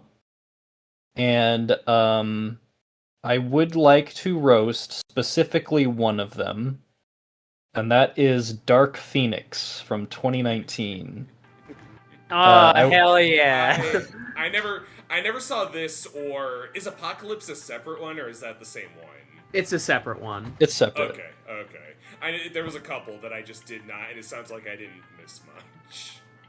Apocalypse was also not very good, but it has its moments, specifically like the Quicksilver scene in that is like one of the best scenes in the franchise, and I think that's really all you need to watch. Distinct from the Days of Future Past Quicksilver bit. Yeah, and that one is also really good, but I do think the Apocalypse one like is even better than that. It's not how I just gotta get on my soapbox that I fucking hate Apocalypse as a character so much. I think he's so fucking stupid. Do you wanna say the thing? So Willow has always liked the comparison I drew because I usually cite Apocalypse as my least favorite comic book villain, and when people Even ask more me than why, Doomsday? Oh, Doomsday has grown into being like, you're alright, you big dumb fuck, honestly, like... And how about that awesome supervillain Doomsday? And it's come true. So, when you frame X-Men as a civil rights, allegory, conceptually, Apocalypse is kind of like if Martin Luther King and Malcolm X had to team up to fight the first black person. And then it's like you've got stories about mutant rights and oppressing our oppressors is not a crime in of itself, and then Apocalypse comes in and is all, watch out for my new Zappycon X-Men. I fucking hate that I'm guy. going to kill all police officers. That's my Apocalypse soapbox. That's over. Go. Tell us about the actual worst movie ever. Okay, so I was kind of bouncing around between do I want to roast this one or the New Mutants? And frankly, Your native dog. And our Russian character hates indigenous people, I guess. It's such a shame because honestly, Anya Taylor-Joy is such a good Magic. It's pitch perfect casting wasted on that. Just like wasted on this weird, like racist, super schizophrenic, strange character. Super bizarre. But ultimately, I didn't hate the New Mutants as much as I expected to. Like, it's a bad movie, but it's like it's not the worst. It's just there's nothing to really say about it. But Dark Phoenix, I think, is very emblematic of a big problem and like a total lack of direction at the time. That was kind of like the writing was on the wall of the X-Men universe is coming to an end, and it's not good. But yeah, this one came out in 2019, just like a few months after Avengers Endgame. Crazy to think we were still getting X-Men movies at the time. Oh, that's insane to think about. This one was directed by Simon Kinberg, and this is if you can believe it, the first X-Men movie without Hugh Jackman's Wolverine. Wait, New Mutants? No, Dark Phoenix. Dark Phoenix. The first, not the only. New Mutants came out in 2020. That was a pandemic movie. Oh, Jesus. I have that as 3 stars on Letterboxd, I think because I was just like searching for something. You know, we were all in the trenches at that time. Yeah. So this one's after Days of Future Past, correct? Yes. So is the like time retcon, is that why Phoenix is Sophie Turner instead of Famke Janssen, or is it also like she's younger? I never actually wrapped my head around that. So here's the thing about Days of Future Past and the X-Men timeline. Days of Future Past is a very good scapegoat for everybody involved in producing these films to point at and be like, this is why this casting is the way this is and why there's this like lack of continuity. If you like do what I did and watch through all of the movies one after another, that completely falls apart. There were continuity errors before Days of Future Past, and they just only got worse and worse as it goes. Like, First Class already was like, it had so many fucking problems with the way that it was setting up the timeline. Like, nothing makes sense. So trying to make sense of it just makes it even worse. No. Like, this one takes place in the 90s. If it were fitting in with the original timeline at all, this would be about 8 years before the first X-Men. And Charles Xavier still looks like that. Like, he still looks like James McAvoy. He Magneto is had still a Michael really bad Fassbender. 8 years. He went to the beach that makes you old. I don't know what to tell you. Like, I could conceivably believe that, like, Cyclops and Jean Grey change enough in that 8 years to look like they do in the first X-Men. But yeah, like, James McAvoy and Michael Fassbender, no. Absolutely not. That's in. Oh, I'd say Michael Fassbender is maybe more because I don't think he looks very much like James McAvoy is a pretty terrific casting choice for a young Patrick Stewart. Michael Fassbender is a good Magneto, but he doesn't look like Ian McKellen. Like you would age into him very much. No, and like to be fair, I don't think that that's really like that never really needed to be a priority of like them actually looking because like anything is better than in The Last Stand where they did the like CGI like almost deep fakes of aging them down. Yeah. That was a real jump scare when I was rewatching because apparently that was like the first ever instance of aging characters down with CGI in a Hollywood movie. And it fucking shows. It fucking shows. I'm just picturing the George Lopez flashbacks where it's their heads on kids' bodies. It's not that far removed. They just like they're just yassified. Oh my god. But yeah, so this movie is the second attempt at the Dark Phoenix saga after X-Men: The Last Stand. And I don't really like The Last Stand all that much, but this is worse. Yeah. This one is probably the most MCU-coded film in the franchise. There are a bunch of, like, hero shots and, like, them standing in places that clearly don't really exist. Because if there's anything I can say about every other X-Men movie, even, like, Origins Wolverine, which I think is probably my least favorite of any X-Men movie, like, at least for the most part, it kind of looks like a real film. It has a little bit of its own tone, even if that tone is bad. Yeah. There's something to it. It's stupid, but there's something to it, and this is like the one X-Men movie I watched that felt like truly soulless. Like they were trying to cash in on the MCU, but like couldn't really do it. I feel like above all, the most egregious thing for me is that Quicksilver is really wasted here. They don't do a cool scene with him or anything. They have, like, one part where he kind of, like, slows down time and runs, but he's, like, very quickly shut down over it, so that's a shame. I feel like Mystique and Magneto are super out of place. I think that those are two characters that just, like, after First Class, they got a little too popular for their own good, I think mostly due to their casting, and they just don't feel like they really need to be here. But they're, that's what is putting butts in seats, is Jennifer Lawrence and Michael Fassbender. But overall, I don't really care for much of the cast. Much of them do not stand out. Like Sophie Turner Phoenix, Ty Sheridan Cyclops, they're not necessarily doing bad, but they're very forgettable. It's like peak hair color comic book casting. It's like with red hair, right? It's like when people say Sadie Sink should be Jean Grey, and it's like, think outside the fucking box. Yeah. I do think that Evan Peters' Quicksilver and Cody Smith-McPhee's Nightcrawler are still very good. Those are like some of my favorite versions of these characters. Is Nick Holt Beast in this one? Yeah. Okay. To be frank, I don't really like. So like, this might be like a personal problem. I think that like James McAvoy, Jennifer Lawrence, and Nicholas Hoult are just kind of annoying to me. Oh, really? I think that's just mostly due to. Mostly like the actors specifically in these movies, but like in general, the vibes I get from them are like these were like the peak 2010s celebrities people were fawning over, and I'm just kind of sick of them. Kinda. Jennifer Lawrence feels a little out of place as Mystique. I think she has moments, but like I think I almost remember her as Mystique more than I think I like her. If that makes sense. She's more memorable than like the original Mystique, but I also feel like Mystique as a character isn't supposed to be this like angelic sort of Yeah. character that they have in the new timeline.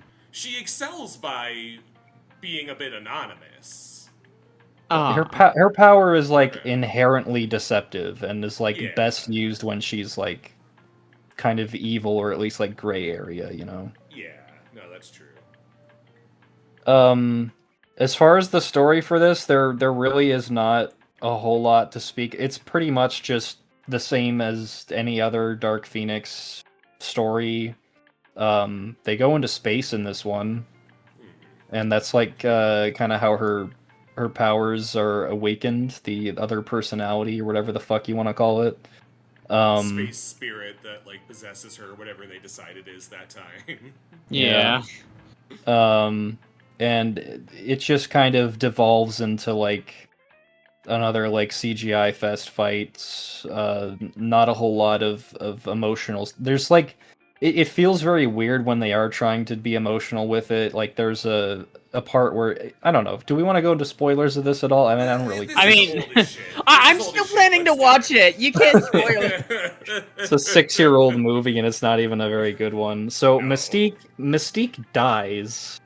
Like Jean Grey accidentally kills her, and it's really funny how it happens. She just like force pushes her into a branch, and the branch like sticks out of her torso, and everybody's like, "Oh no!" And Beast, who is like her biggest simp, really gets fucking pissed about it and gets into a fight with Xavier, and it just feels like it feels less like an emotional story beat and more like I'm watching my parents fighting or something. It's like weirdly like bad natured and angry, and I don't know. It doesn't feel like consistent with his character at all. Well, it's like, because I think X-Men, some of the qualities that the stories can feel very soap operatic, but it sounds a little to me like Jean Grey has these new powers. Wham! Oh shit! Ah, fuck! Like, and at the end of the movie, Phoenix sort of sacrifices herself, but they do the normal thing of like, oh, but maybe she'll come back. And for some fucking reason, they rename the school from Xavier's School for Gifted Youngsters to the Jean Grey School for Gifted Youngsters. That's what the fuck? That's like being like, guys, I know we just got like through this horrible moment, but I'd like you to introduce you to the Marwan Al-Shahi Elementary School. well, it sounds to me like instead of losing his temper, Beast should have just civilly debated the Dark Phoenix. Yeah. Like, that's what any, like, and then that's why we remember the Dark Phoenix, for dying after doing bad things. Yeah, exactly. Yeah. I will shout out another thing that happened in this movie that I think was pretty famous point of contention when this came out was Mystique yelling at Charles and being I know what this is. We should call it X-Women, not X-Men. We should call it the X-Women of the X-Men. They're doing the most around here. Which maybe has some sort of synchronicity with the whole renaming it to Jean Grey School. I don't know. And then all the female Avengers stride in, and Natasha doesn't get a funeral. They all teleport to the same location to help the invincible Captain Marvel. Doing their cuntiest, like, catwalk down. Girls get it done.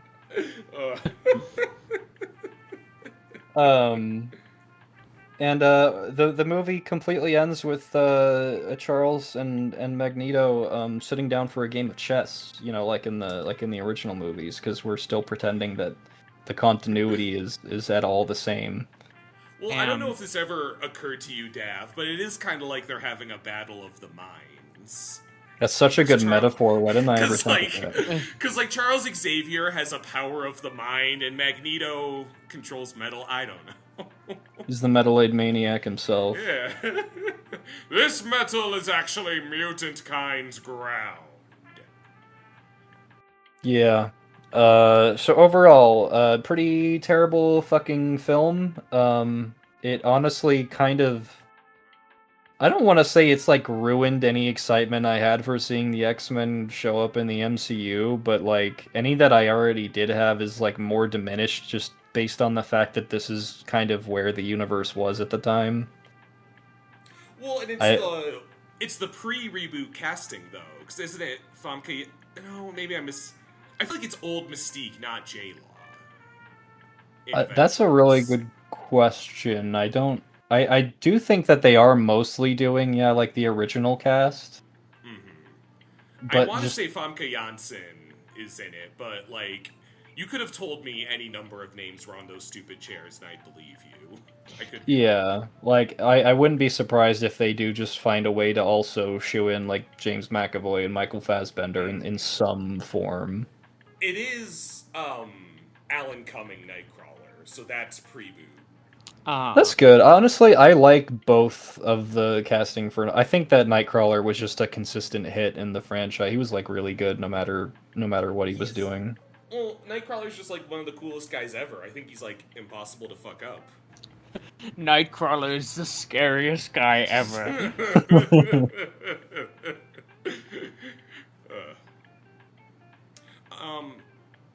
Before we pass the ball, I need to go take a piss. Is that okay? Yeah, keep your mic on. Yep. I'll be right back.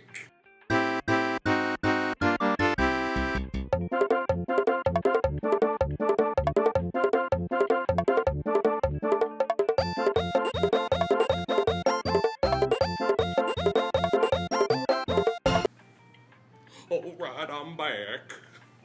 Welcome back.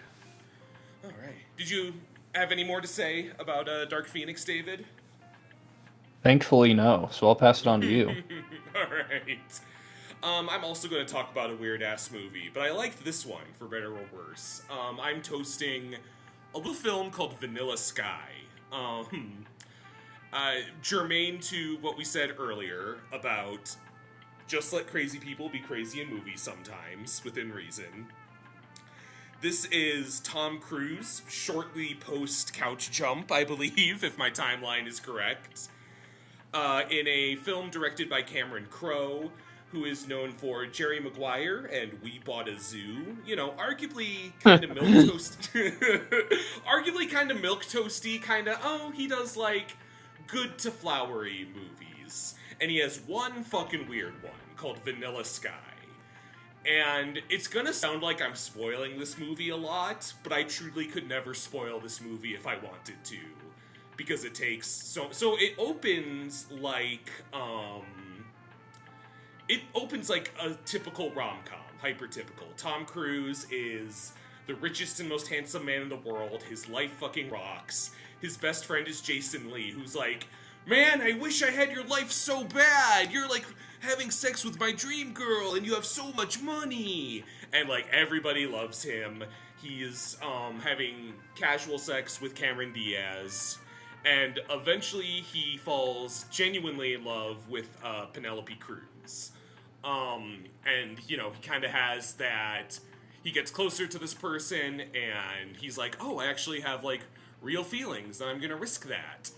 And jilted Cameron Diaz in a writing stroke that, maybe doesn't have a high opinion of women because she tempts Tom Cruise into a car and drives off a cliff. And the film takes a tonal shift, she dies, and Tom Cruise is fully deformed. His face is, like, upsetting. I mean, he is a Scientologist. Yeah, his face is all fucked up. He looks, you know, he's fucked.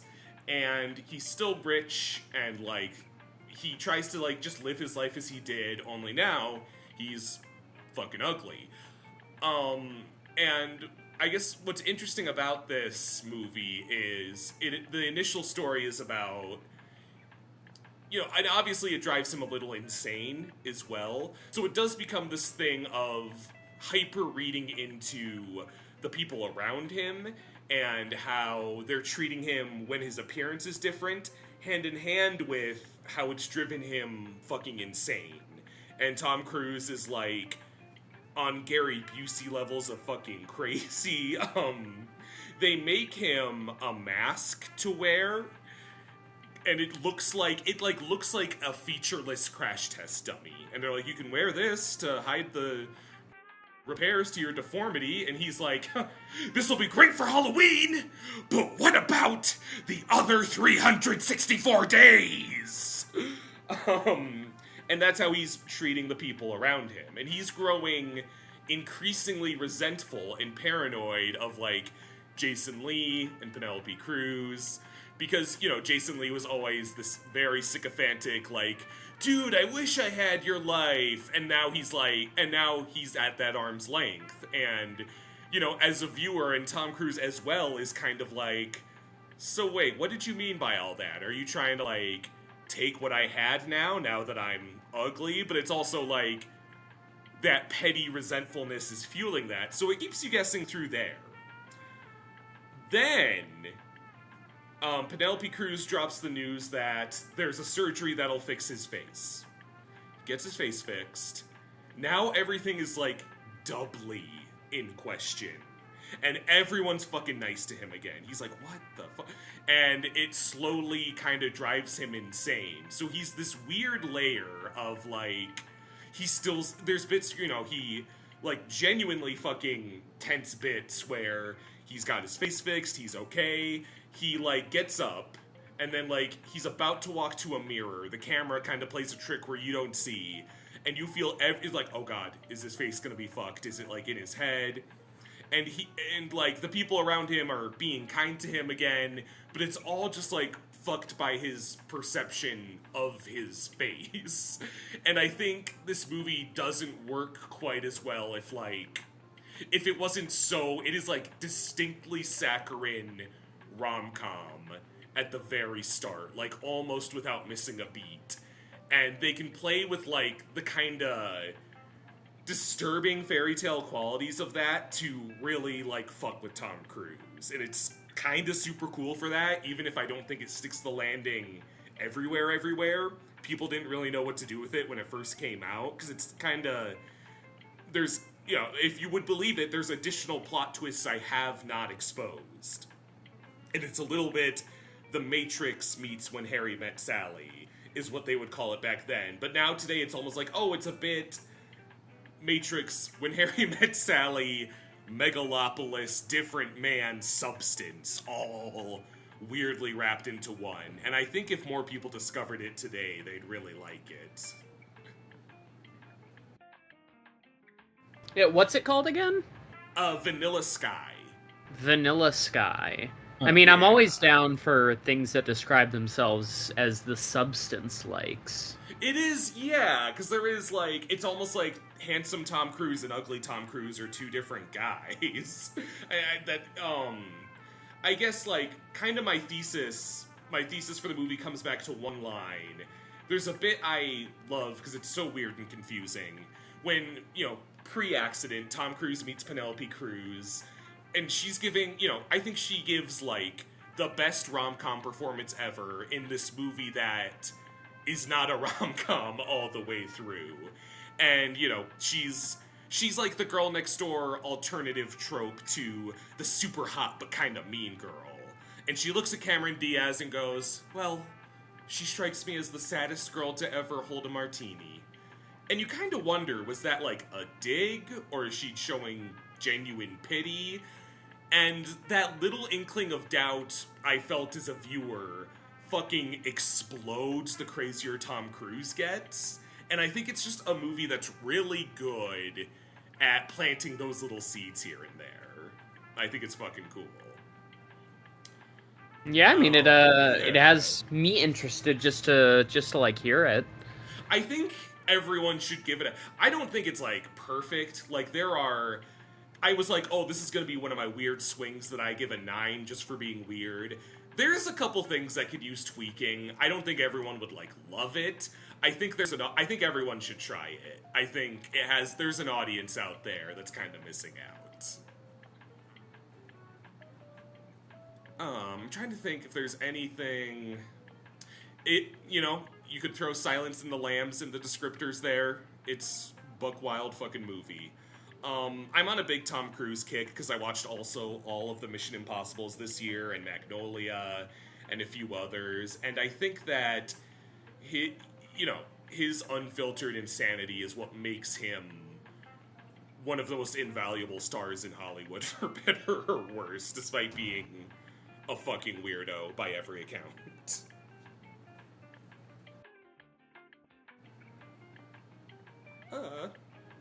If y'all didn't have anything else, we could toss it back to Willow for the last rotation.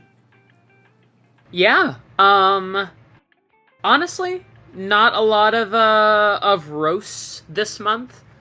It's been one of those months where it's like I'm only looking at stuff that I know I'm gonna like. There were a few movies that I considered roasting, but it's like I don't feel strong enough. What I am going to toast. I have all toasts this month as well. It's just what I was going to say. Yeah.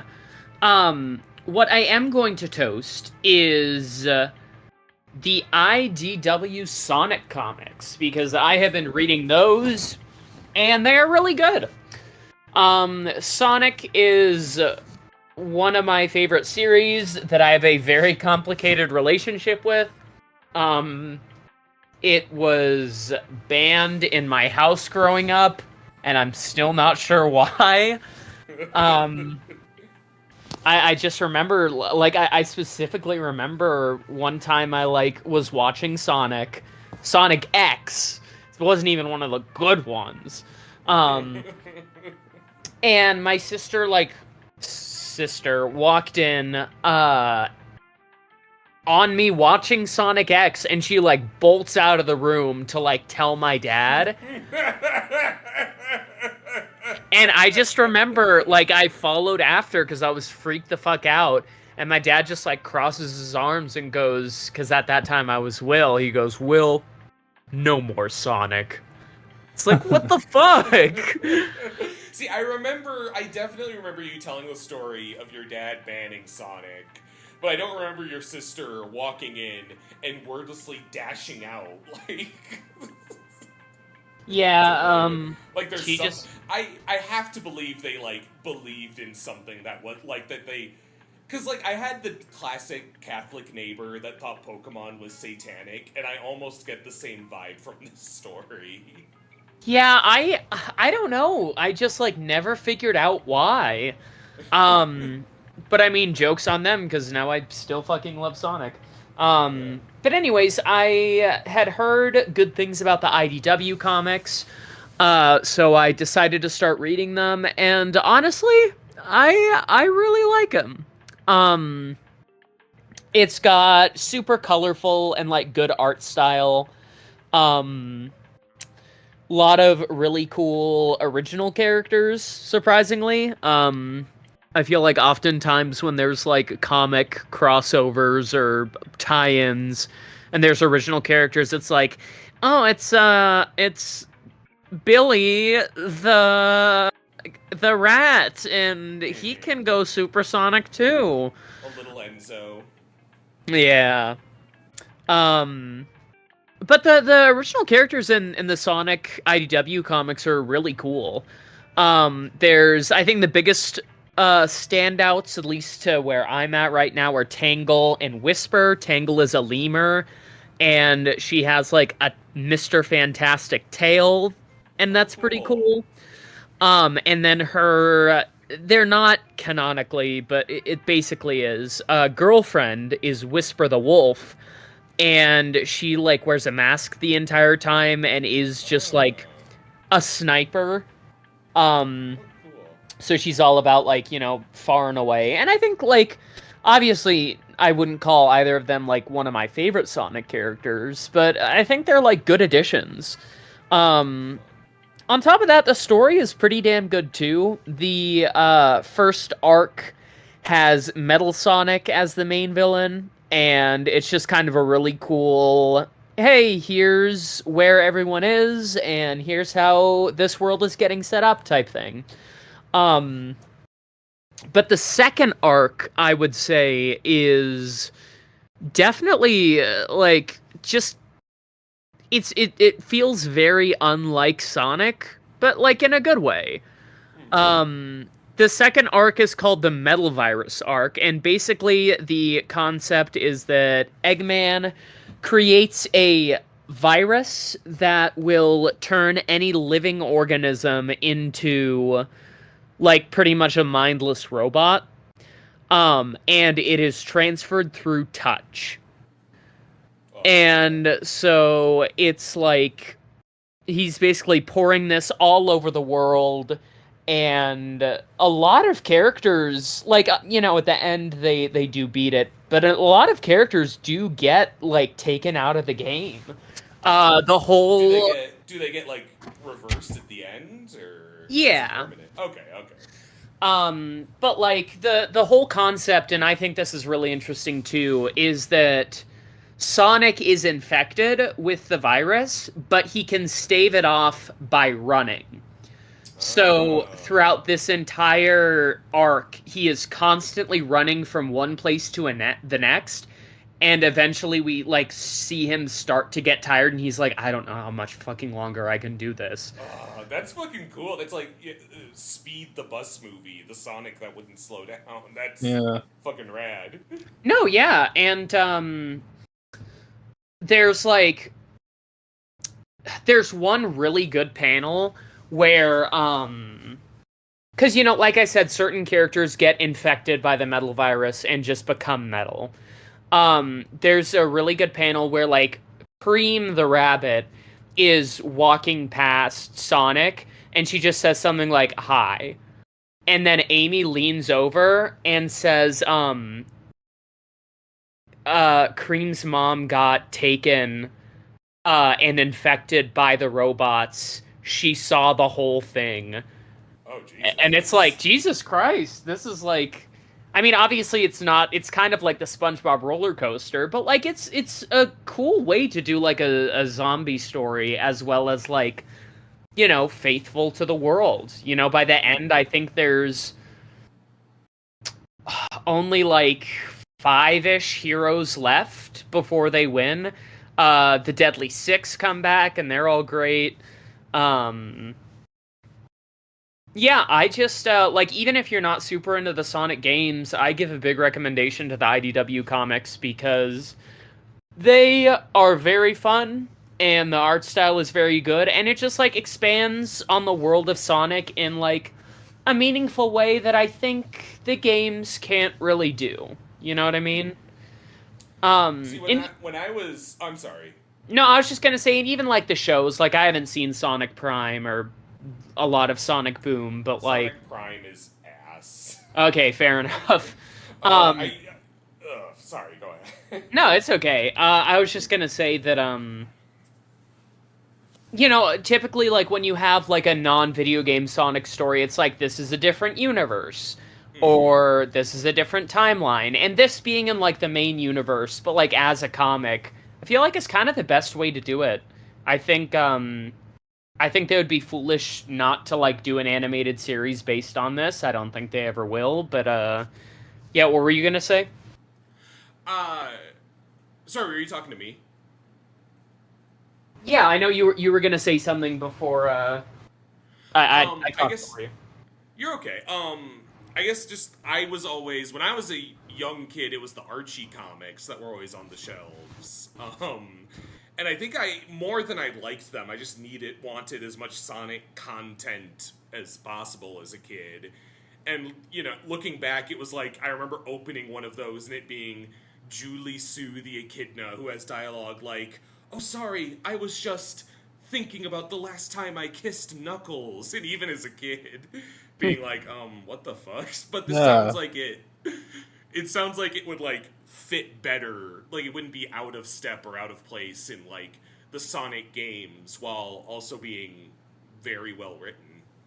Yeah, I remember Yeah. those Archie comics. I was always fascinated with those, seeing those like at the store as a kid, because like my only exposure to Sonic at the time was like Sonic X and Sonic '06, and I was like, what is going on here? This is crazy. It's like X-Men levels of soap opera. Everyone's in. Tails hits Sonic for kissing the girl he loves. Shit like Yeah. that. God. Yeah, that kind of reminds me of like the slap at the Oscars. I don't know if y'all. That's so funny. But yeah, Sonic IDW comics. Read that shit, y'all. It's very good.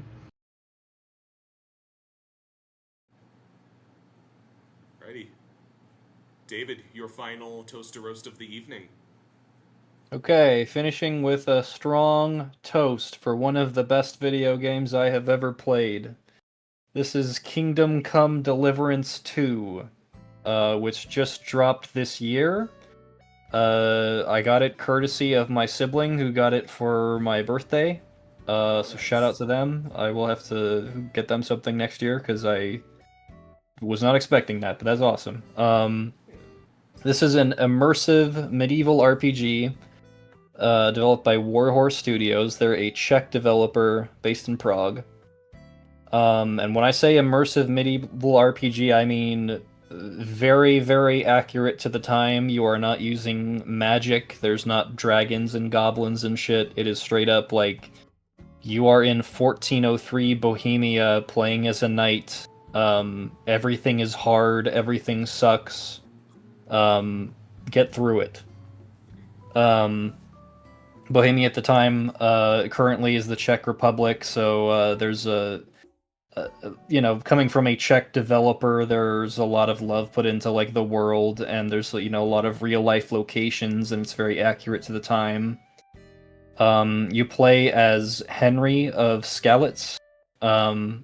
This is a direct continuation of the first Kingdom Come Deliverance, which I never really got around to playing. But I think the game does a pretty good job of like giving you context for certain characters and things that continue over. So you kind of piece together that Henry is he's the bastard son of Radzig Kobyla, who was a real historical figure. There are a lot of those in this game of just like actual real people from throughout Czech history. And he serves as kind of a knight and a blacksmith at the same time. Because being the bastard of Radzig Kobyla, he was not raised by him, was instead raised by a local blacksmith. But, still kind of close to his biological father, who was, I think, some sort of high-ranking noble. So that's kind of the reason why he just like wasn't as big of a part of his life. That's just kind of how it was at the time. Basically, at the start of the game, you're delivering a message to Otto von Bergov, another real historical figure. And along the way, you're attacked by bandits, and everybody is killed except for you and Hans Capon, who's a nobleman you're traveling with, who is basically like your best friend. He's kind of a hot-headed young dude, sort of the type to like chase after women and booze, but still very high-ranking and very sure of himself as a nobleman, which at times is kind of annoying, but simultaneously like charming in its own way. He's a good-natured dude, and Henry's also just constantly talking about how much he wants to kill this guy named Istvan Toth, who was the main antagonist of the first game. He stole a sword that was made by Henry and his adoptive father around the time that Henry's parents were both murdered. So Henry's not in a very good place at this point. Very much out for revenge, and that plays out, I think, very satisfyingly. I really like how they handle it in this game. And kind of the major political just thing at the time is that there's a sort of war between King Wenceslas, who is like the actual instated king, and another guy named Sigismund. So for the most part, the characters who you are playing as and on the good side, so to speak, are fighting for King Wenceslas, and most of the antagonists are trying to help Sigismund sort of take control.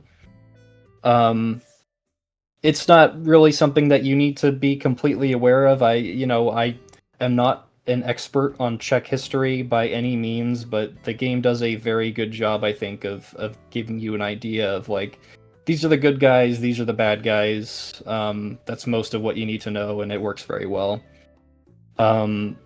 Beyond like the story, there's a very heavy emphasis on immersion and realism, which can, it can make the game very challenging, but also like very fun in its own way. So like armor and weapons need to be repaired, and you can't just like put armor on. You need to have like internal padding. There's like layers to it. And like different outfits and status effects will change how people talk to you and see you.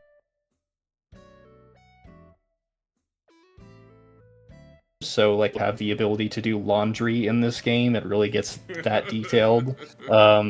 You'll come off as very charismatic and you'll pass more speech checks. That's okay. That makes sense, actually. Yeah, and then if you have like another outfit that's just like your battle armor and it's like all grimy and covered in blood, you won't be very charismatic, but you'll have very high intimidation. So there's like speech checks where you're just like threatening people, and those will pay off a lot more there. And of course, if you go into battle and start fighting with your nobleman clothes instead of your armor, you're gonna have a hard time. The armor really does soak up a lot of damage, and you'll go down in a few hits without it. And then there's like alchemy and blacksmithing, which are both extremely intricate but also very fun. Like alchemy, you literally open up a recipe book, and it's like herbs that you have gathered from around the world, and you have to like follow the recipe book like throw the chamomile in with some wine and then boil it for 3 turns of an hourglass, which you have to turn yourself, and then grind up this marigold and put it in at the last second, and then pour it into a potion. And I got sucked into that mini game. That is just super fun to me. Make like an oregano hammer. Well, no, that's gonna be more alchemy than smithing, but the smithing part of it is also very fun in that it's a lot of like you have to heat up this piece of metal and then hammer it in these specific places, and if you do it too much, then the quality goes down. That one is also super fun, and there's a whole DLC built around it where you go to like the biggest city in the region and open up your own blacksmithing shop and start taking on contracts for the local smithing guild, and eventually like fix the town clock and shit. It's so much fun. I really love that DLC. And just to give a kind of an idea of just how awesome the like writing and the storytelling in this is, there are over 120 side quests in this, and each and every single one of them has so much like care put into it, and they're fully voice acted, and they're just really fun to see play out. To give an example of like a chapter 1 side quest, I'll talk about Invaders, which is you're kind of like walking through town, and some local villagers ask you to deal with some Cumans who are camping nearby. Cumans being like Turkish nomads, basically. They tended to side with Sigismund more, but there's a pretty good demonstration of like gray area in this quest, because you eventually find where they're camping out, and you could just like run in and kill them if you wanted to listen to what the villagers tell you. But if you just walk up and talk to them, you get this entire sequence that plays out where first you try to hook up one of the Cumans with like a local girl he has a crush on, which could you could either succeed or fail at that, and then you steal some moonshine for them from the village, and you get drunk with them, and just hijinks ensue. Like you get stuck in the middle of the water, like in the middle of the river, because Henry can't swim. And then you're just like totally drunk, and you start speaking perfect Turkish to them for no reason. And after all is said and done, you could just go back to the villagers and lie and said that you killed them. Um, and it's just so many things that play out that could stop at any moment if you just choose to make a certain decision, or they could just keep on going. And I was always like so curious about, well, what's going to happen if I say this or do this instead. So I think this is a very good example of an RPG where choices actually matter, and like a lot of different things can play out, or you can just like miss things, and it's all dependent on like what you choose to do and focus on. And that kept me just super intrigued throughout the whole game. Like it can get frustrating because the combat's difficult. The immersion really puts an emphasis on that. But it's also just like super fun, and just like honestly, it's astounding what they've accomplished with this game. Um, there are like a few technical bugs here and there, but outside of that, it's like it's crazy just how intricate everything is and how immersed you feel playing it. It's a really good time. I'm kind of curious to go back and try the first one at some point, but yeah, I really love this game. Whenever you describe one of these like kind of heavier Western RPGs, I'm kind of like just in awe, not even in a negative way or anything, but just that like mankind has assembled enough time to make what you're describing. Yeah, it's because this like you could easily spend like 500 hours just going around and doing shit in this game. There's so much to do. There's like I haven't even mentioned all like the mini games. Like there's like dice, and it's basically plays out like Boggle, but then there's like so much you can do with that. With like there's like a whole badge system with it, and you can just like compete against people, which is it's just crazy. There are a lot of good like romance options in this, and I will give out a particular shout out to the fact that a lot of people who played the first game kind of shipped Henry with Hans Capon. But it being like a medieval Czech game, they were like, there's no way that you could ever like romance him. I mean, that just wasn't acceptable at the time. In this game, he is romanceable. Like, you actually have the ability to do like a gay romance with him, and I was like so curious as to how that could possibly play out. I like looked it up to see what happens. It's honestly handled very well. Like, it doesn't feel super out of place or anything, so, you know, kudos to them for that. Balls in your course, Tamagotchi life. Yeah, come on, Nintendo. You can do better. Make it happen. I will honestly be amazed if you can't do a gay romance in Tomodachi Life.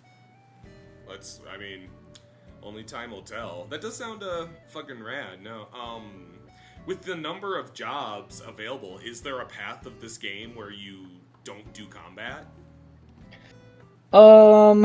Not really. I mean, like, so, I mean, by the back half of this game, I was honestly talking myself out of more combat situations than I was getting into, but that was mostly because I had just, like, put such a focus on, like, speech and getting, like, super expensive, nice clothes and stuff, and that's just how I generally like to play RPGs, is, like, the charisma route. But, you're honestly not gonna be able to just not fight people. It's... Okay. There's a lot of just situations where you really have to. Okay, that's fair. That's fucking rad. Yeah, I mean, and there's a few different combat like by far the best route to take is to use a sword. Because hell yeah, yes.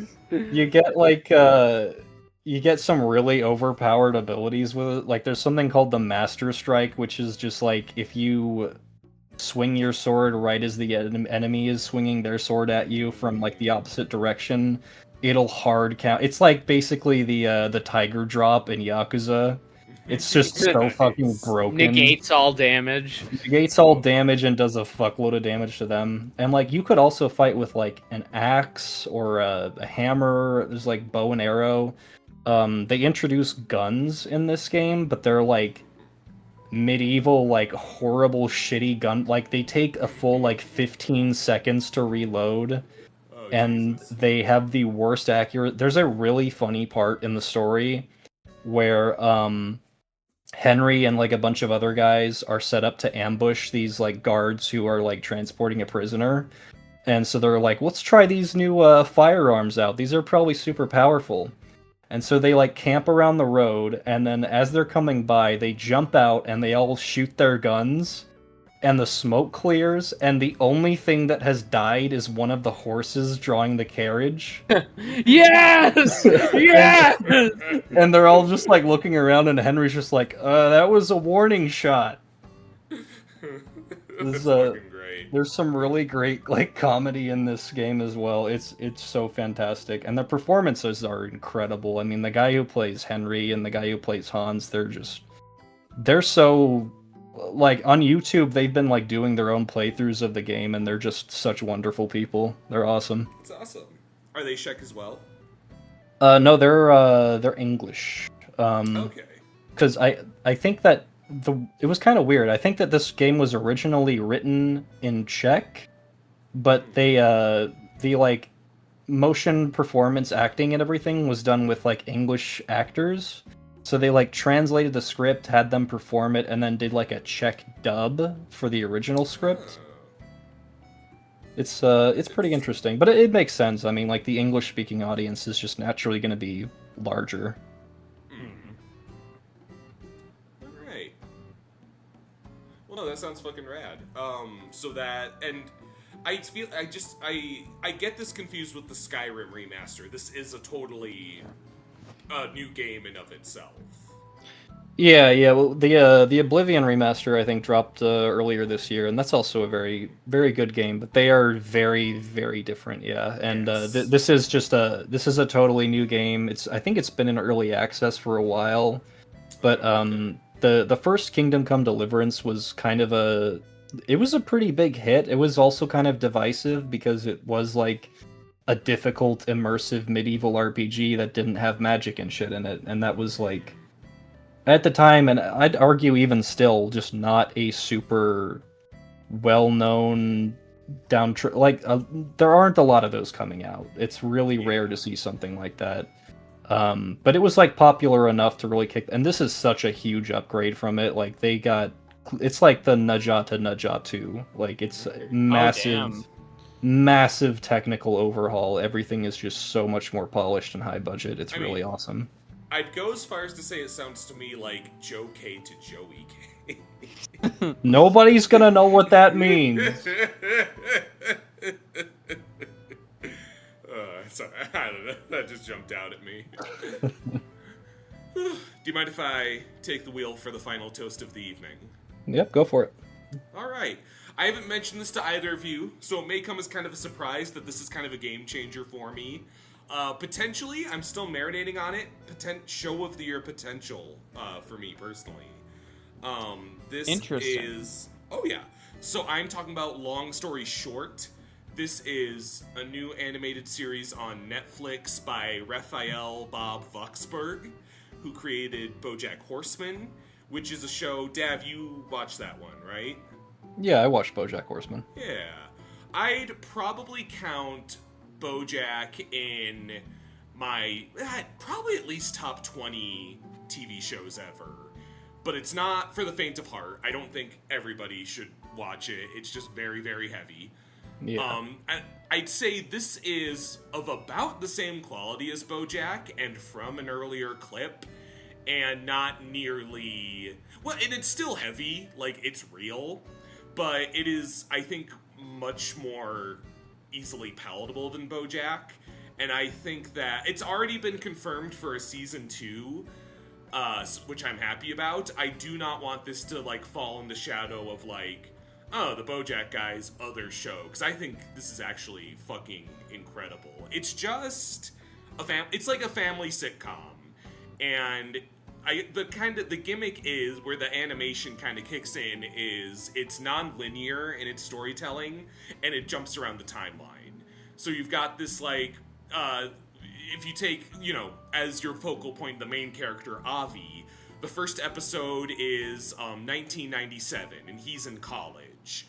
Then episode 2 might be 2015, and he's married and out of college. Then episode 3 might be 1990 and he's a teenager. So they just tell these, like, memoir-esque snippets of his life and his family's life around him. He's, you know, by no means the only main character, but, you know, just as an example. And it's a lot about growing up Jewish, and I think it is largely autobiographical on part of Raphael. I looked up a picture of him, and he looks like Avi. And I hope I'm not saying anything untoward, but I do feel a bit like Catholic Italians and Jews share a bit of emotional valor in the dogma of our families and how we carry ourselves. Because there was shit in this show that I felt like I was living that I never felt represent, and not necessarily in the specifically hyper Jewish stuff, just the way the characters treat each other. It's a lot about Avi's relationship with his mother, and I wouldn't, you know, she's not this, like, no one in this show is a bitch on wheels, but they're all deeply flawed people, and a lot of it is about how a Jewish upbringing significantly damaged him, and he wants to, you know, keep his own daughter away from that. He wants to raise her agnostic.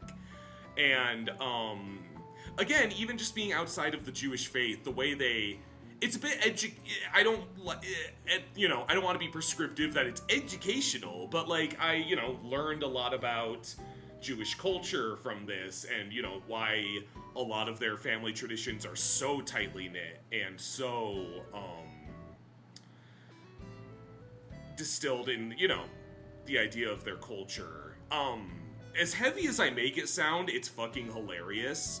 Like, the big thing about BoJack is it is the heaviest, you know, shit on earth, but it's also fucking funny.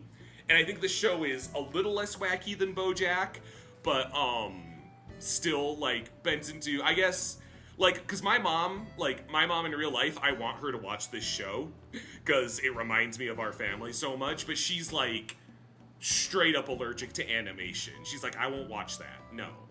And I'm like, they don't do anything in this show that a human being can't. Like, the animation is really for the timeline related stuff. Oh man, and I'm trying, and I guess, like, if I had to describe the wackiest it gets, there's a really good bit where Yoshi, the little brother, gets a job driving a ham truck, and he rear-ends a bread truck, and is then rear-ended by a lettuce truck, which is then rear-ended by a bread truck. And he pulls out his phone and goes, Mom, it happened again. So that's like, yeah, I think it has, you know, as much as loath as I am to compare it to BoJack, which is a show I love, you see some of the ripples of that humor without the, like, beating you over the head with the trauma. I think it's like it's very similar to BoJack, of just, like, the comedy of, like, I can't believe this Looney Tunes shit is happening in a show where people are dealing with, like, clinical depression and shit. Oh, exactly. Yeah. There's, I think, and, like, he's really good at, like, sewing in little running gags. There's an amazing bit. We're at a point where the sister of the family, Shira, has grown up. She has a family with her wife, and they have 2 little boys. And, you know, obviously they're running wild, as little boys do. And they're like, I'll put on my sweater if you let me watch one Paw Patrol. And, Kendra's like, oh, we don't get Paw Patrol on our Wi-Fi, like you tell a little kid. And they're, you know, throwing a fit. And the stress within the story of the episode, like, ramps up. And Kendra eventually goes, okay, I'm gonna hack the Wi-Fi, and I'm gonna put on Paw Patrol, after they've been asking all episode. And the kids are like, oh my god, she's gonna do it, she's gonna put on Paw Patrol. And she puts it on, and what plays isn't Paw Patrol, it's Papa Troll, and it's like a family of trolls. Yeah. It's so good. And just, like, they just, like, run with that and leave you wondering what the punchline. It's just so good. It's little jokes like that. It's, oh man, and it's, I think what's so great about BoJack and this show as well is that he's I think as a writer, he's a heavy believer in every character's humanity. One of the best episodes is, Kendra, who's the sister's wife, is, she's a black lady from Los Angeles, which conventionally not a Jew's background. I'm aware there's black Jews, but you do kind of wonder, like, oh, I wonder how that happened. And you learn she was not raised Jewish. There's a whole episode on how her dad was like a workaholic and like very, very success-oriented, and she's climbing up the corporate ladder of this like Chuck E. Cheese ass corporation called BJ Banana Fingers. And she genuinely fucks over somebody important to her. And she has a big fucking anxious episode. And she notices, and she's like, I can't miss a day of work, they're gonna fire me. And then she remembers a Jewish coworker who's taken off work for Yom Kippur. And she's like, oh, I'm Jewish, and HR says you can't question that. I missed it for Yom Kippur. And she's climbing up the corporate ladder. She feels awful about herself. And she actually goes to temple to, like, follow up on, like, meeting a Jewish coworker there. And she joins in on a Jewish prayer. And she's, like, gotten people fired. She's stomped on people. And she's, looks around the temple. And this old Jewish lady's like, we're repeating our sins. We've deceived, we've mocked, we've trespassed. And she starts beating her chest like they all. She goes, I've deceived, I've mocked. She goes, no, sweetie, we've deceived, we've mocked. So they take what's like, and it's this beautiful moment. It is so touching. And like, they take this kind of like halfway jokey concept of why is this California black lady also Jewish and turn it into like the defining thing for this character in how she finds comfort with the mistakes she's made. And that's like the kind of show this is, where since it's non-linear, they can plant little like, there's characters who die permanently and it's not that big a deal. I don't say, and in the spirit of this not really being a spoiler, it's just like part of the status quo that you pick up on, that around 2020 their mom dies of COVID. And you'll still see her in episodes when you see stories from before that year, but it's just made clear at a certain point post-COVID that they're like, well, ever since mom died of COVID. And I go on there's a long story short Reddit, of course, and people are kind of like, well, why don't we ever see the mom's Naomi's battle with COVID and her dying? And it's like, the show is called Long Story Short. They're mentioning like characters' weddings and divorces and deaths, and that's the long story. And the episode is about making latkes and what it means to this character in the context of having lost her mom. It's fucking amazing, and because it's non-linear like that, it lends itself really well to rewatching. So I've seen the whole thing twice already, and I kind of want to do it again. There's runners like throughout the whole show. The dad is like, oh, I heard Cousin Moisha's at this get-together. And you don't learn who Cousin Moisha is until the second to last episode. And the payoff is just, like, really fucking good. And Willow, it's always been not a regret of mine, but I've always wanted to watch BoJack Horseman with you, but I think, we've discussed it and you've prescribed yourself a bit that it's maybe not for you. I think the second best thing would be doing a long story short plunge, because I love this show and I love to share it. That's fair. I'd definitely be willing to give it a chance. I mean, obviously, but it is BoJack Horseman, and so, that's the only reason I don't want to watch it. But no, I'd be willing to give it a try. Yeah. I thought Common Side Effects and Invincible had tough competition this year, but this is like, I'm a little obsessed with this show. Like, I can't stop going back to it. It's fucking terrific. Yeah, I might have to check it out before the Toast Feast. It does sound up my alley. I think you'd like it too. Yeah, like, it is at its core a family sitcom. and nothing to knock your socks off, but it did mine. Newsroom, news time. Here it Yeah, let's is. do it. Alrighty. So there were a lot of presentations and conventions. Disney had a and again, so much news this month. Just stop me if we want to touch on something, or I'll just Disney had a big presentation. They talked about they're going back to original IP, which I'm kind of relieved about. I think it's Zootopia 2 this year. I can't remember if it's next year or the year after. They're making a film called Hexed, which is going back to an original IP, and it's like magic and cool. And we just saw a piece of concept art that the movie's not going to look like, but I think they all decided we forgot closely enough about Wish that they can do something new again. Because I was truly concerned it would be nothing but sequels forever. Mortal Kombat 2 got delayed. They're putting it in the summer, which tells me they think it's good, which is a bit alarming. That was just a surprise on my part as well. I mean, I'm excited for it. I hope it's good. Yeah. I mean, yeah, I feel the same way about, because we talked about this last month, but Cat in the Hat moving from February to November is like, oh, so it's good? You're putting it in a month where people go see movies? But It's not good.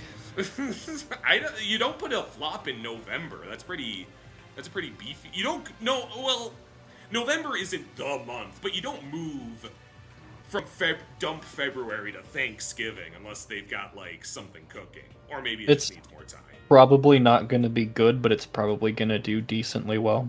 Yeah. Dav, my expectation is you might have more to say about this than me. The 007 First Light Direct. Did you get a load of that? I honestly did not get around to watching it, but I did see a little bit of gameplay, and it does look pretty good. The driving looks cool. I'm a little concerned by the amount of, cutscenic walking and talking there is, walking slowly while exposition happens, but I think that was inevitably what this was. I mean, it's the Hitman devs. It's not going to be just constant action after action after action. That's fair, yeah. TIFF happened, the Toronto International Film Festival. We got the tea on a lot of things that are supposed to be coming soon. Once again, just stop me if we need to touch on it. Smashing Machine is kind of weird. People say it almost reminds them of The Curse, which Benny Safdie was also involved with, which, interesting.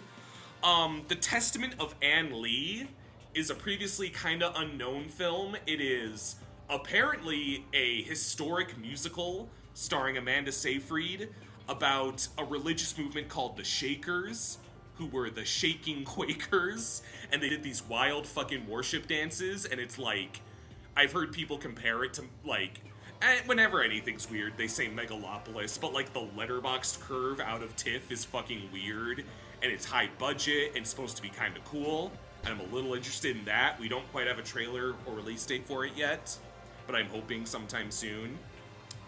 Good Fortune is supposed to be good, it turns out. People actually really like it out of TIFF. That being the Aziz Ansari, Seth Rogen, Keanu Reeves vehicle. That's good. Good luck. Yeah, we need more comedies. Yeah. Bad Apple. Yeah, sorry. Bad Apples is a movie that's kind of pointed at me, in which Saoirse Ronan plays a school teacher who I think apparently it's like a Coen Brothers-esque. It snowballs into something worse.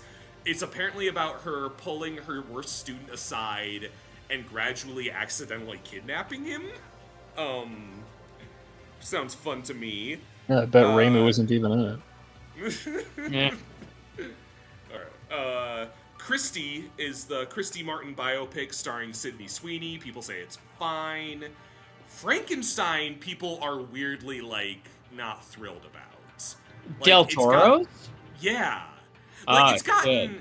People are like, it's okay. It's gotten... Here's the thing. The people who like it, it's not their favorite at their festival. And there's been a handful of people I've listened to who are maybe harder to please, and they're like, it's bad.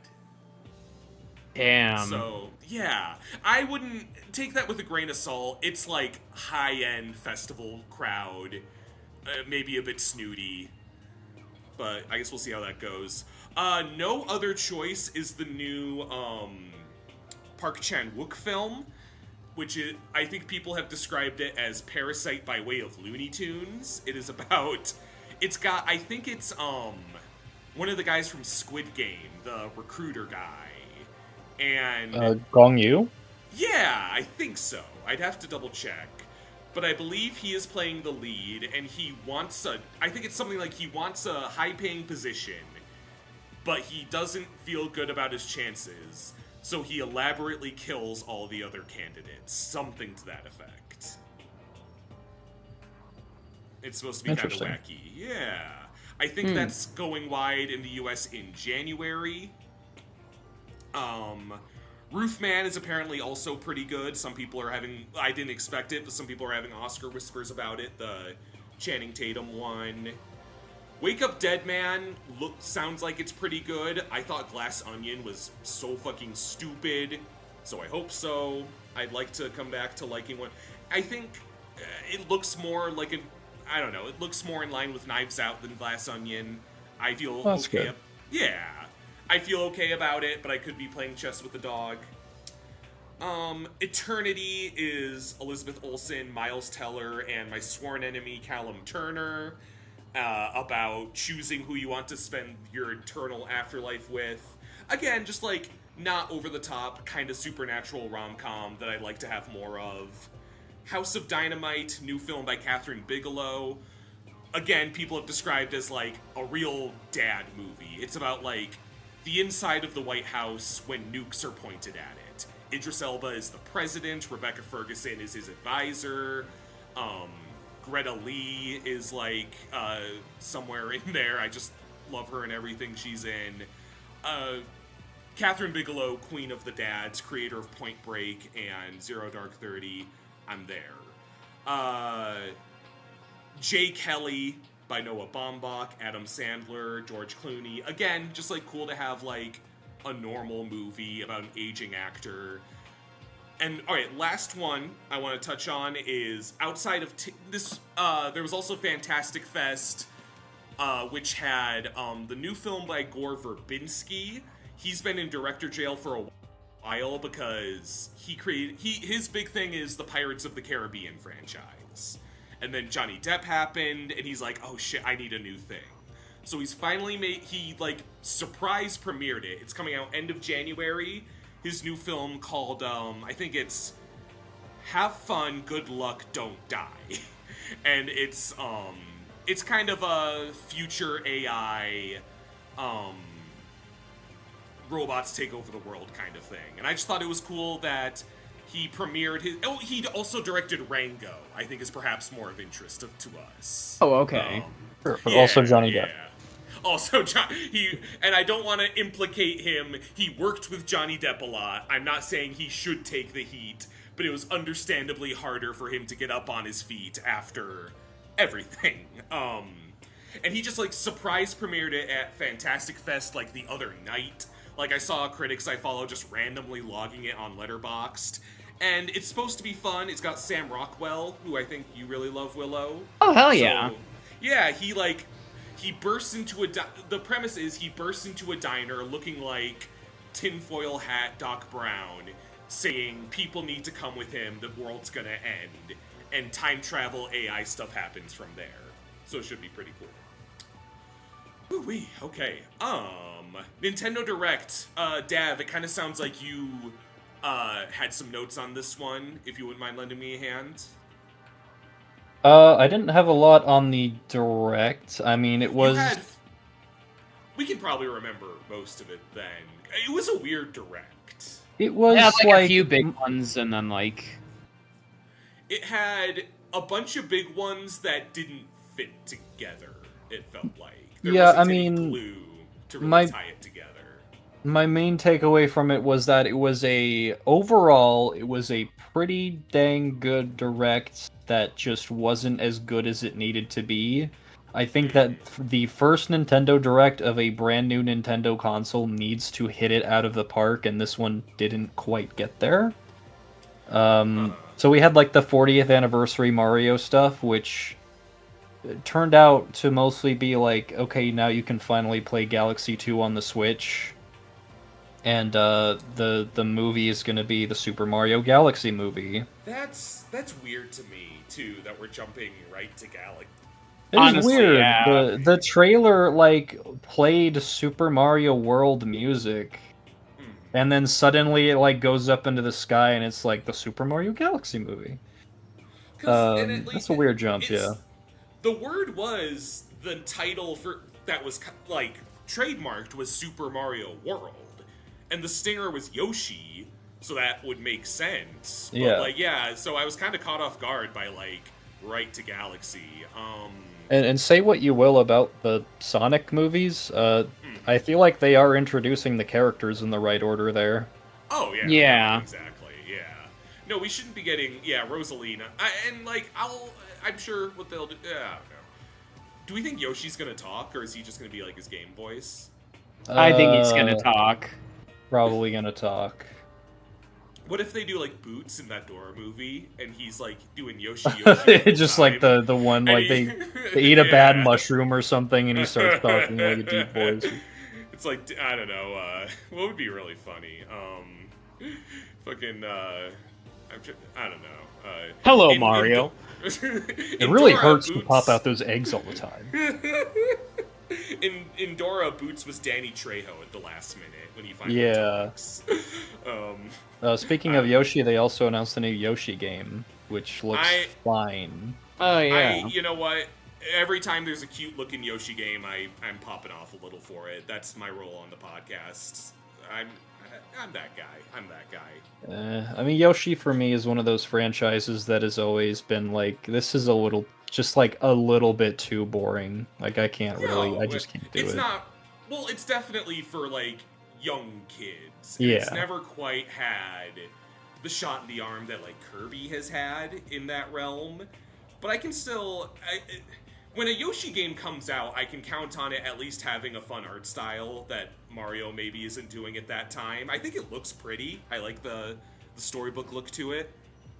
Yeah. It's very like Yoshi's Story or something. It's interesting looking. Yeah, as a big like Yoshi story mark, I was pretty. Yeah, I'll pick that. I think that's no. Mario Tennis is February, and I think Yoshi is just nebulous. Eventually, springtime. And Mario Tennis on it is also such a weird thing. Mm-hmm. Yeah. No, I think I'm gonna rent it just for the baby story, because what am I gonna do? Not play as Baby Waluigi? But I am like I look at that and I'm like, I don't see growth past the weirdness of like Strikers, the new Strikers game, you know? Yeah, they're all just playing way too safe. And we don't quite, again, have that platformer, the Mario platformer that could have been like, okay, and it's okay, you get this now. Is this the first time we got the release date for Metroid Prime 4? Yes. I think so, right? And also Samus on a bike. December, which is a bold release date, but I think they're putting their money where their mouth is pretty handily, at least. It looks really good. I'm so gonna be there for it. Did we talk about Kirby Air Rider? We did last month. Yeah. Yeah, because there was like the direct for specifically just that game. They threatened a second direct, which I only say because it's like, what else could there possibly be? Like, Sakurai's gonna be like, and also there's crafting. It's like, oh, hello. Ichiban Kasuga is in this one too. Yeah. DLC for Pokemon ZA.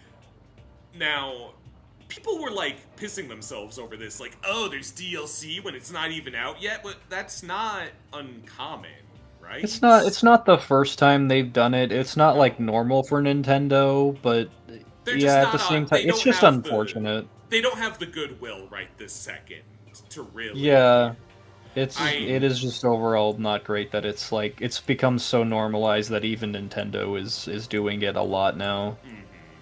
I do fucking love the Mega Raichus. I'm kind of there for that. Pokopia. Yeah, that was fucking weird. I'm not against. We had a discussion about it, And Dav, you said something really illuminating, but I'm kind of blanking on what. Will you refresh my memory? Maybe it was just that I felt like this, like, overall feels like a hacked together response to Pal World. Yeah. No, that makes sense.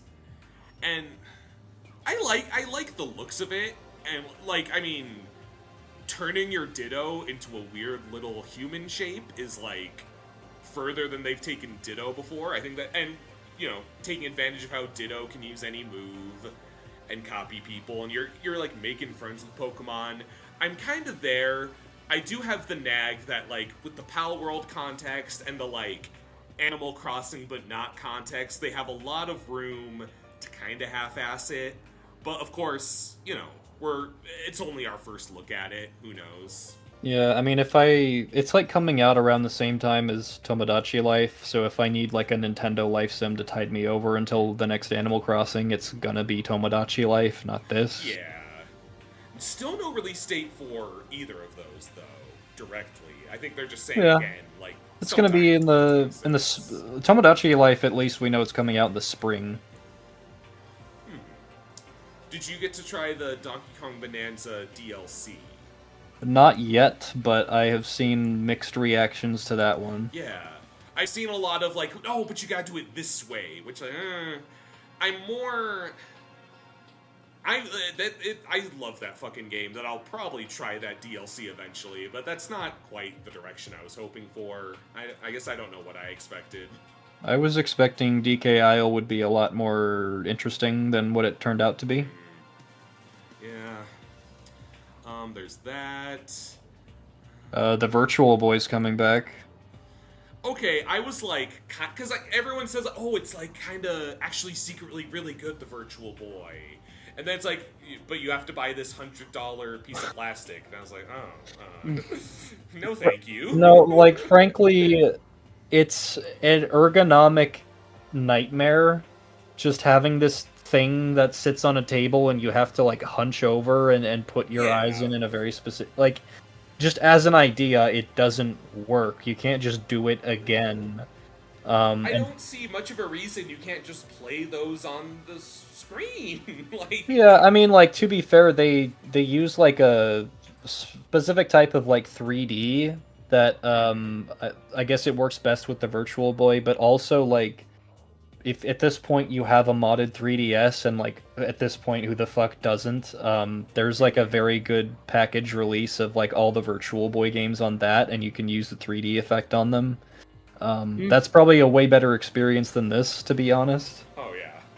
If I want to play fucking Jacking Brothers or whatever it is. Yeah, one of the like 14 total games that released on the Virtual Boy.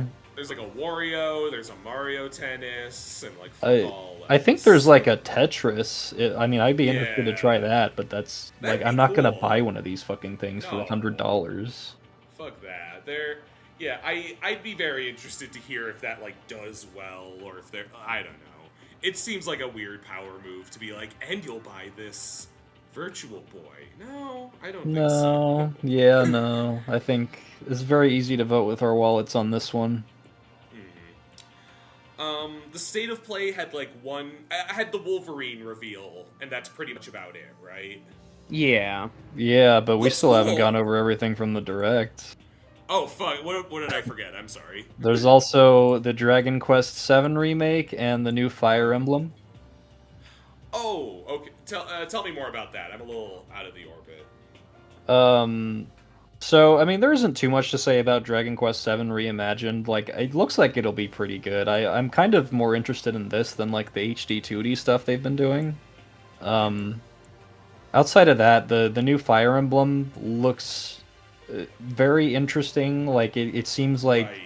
there's a lot For of, a like... second, I thought you were talking about the Among Us thing, and I forgot there was dead ass. no, new like the Fire full-on, Emblem. like, Fortune's Weave, the brand new Fire Emblem game. Which... That so everyone many- was normal about. You know? Yeah. Like, I don't know why people aren't normal about like, if you don't like it, just don't. Like, I'm not a big Fire Emblem. I'm not a big Fire Emblem guy. I'm a little like the character designs are cooking a little. I think they look cool at least. It's like the thing about Fire Emblem is that I think more than any other franchise Nintendo makes other than like arguably Pokemon, it's their most consistently released franchise. Like there's a new one every few years. And Yeah. that's like normal, and it kind of throws things off because now we get like a new Mario every like 6 years. Um so just everything else coming out a lot slower, I think throws it. Like it's fine that we're getting this many Fire Emblems, and this one does not look bad at all. The stuff with like Sothis at the very end that they tease has me very interested in this because I really enjoyed Three Houses. If this is like a prequel or a sequel to that, I'll definitely pick this up because that's just very interesting to me. Um, But yeah, that was pretty much it. Oh, Danganronpa 2x2. Yeah. I felt so, it's so weird to think about just like college Tommy would have been popping off. And today I'm like, Same, yeah. no thank you. Keep it back to the kitchen. I still have all the Danganronpas physically on the Vita because I was fucking crazy about that franchise in high school. I don't even have I don't have a take or like a beef. I'm just at a point where it's like, not now, Danganronpa reboot. My take is that the news story is Danganronpa 4. I'm just saying it. That's my prediction. 2 times 2 equals 4. 2 by 2, 4. V3 was 53.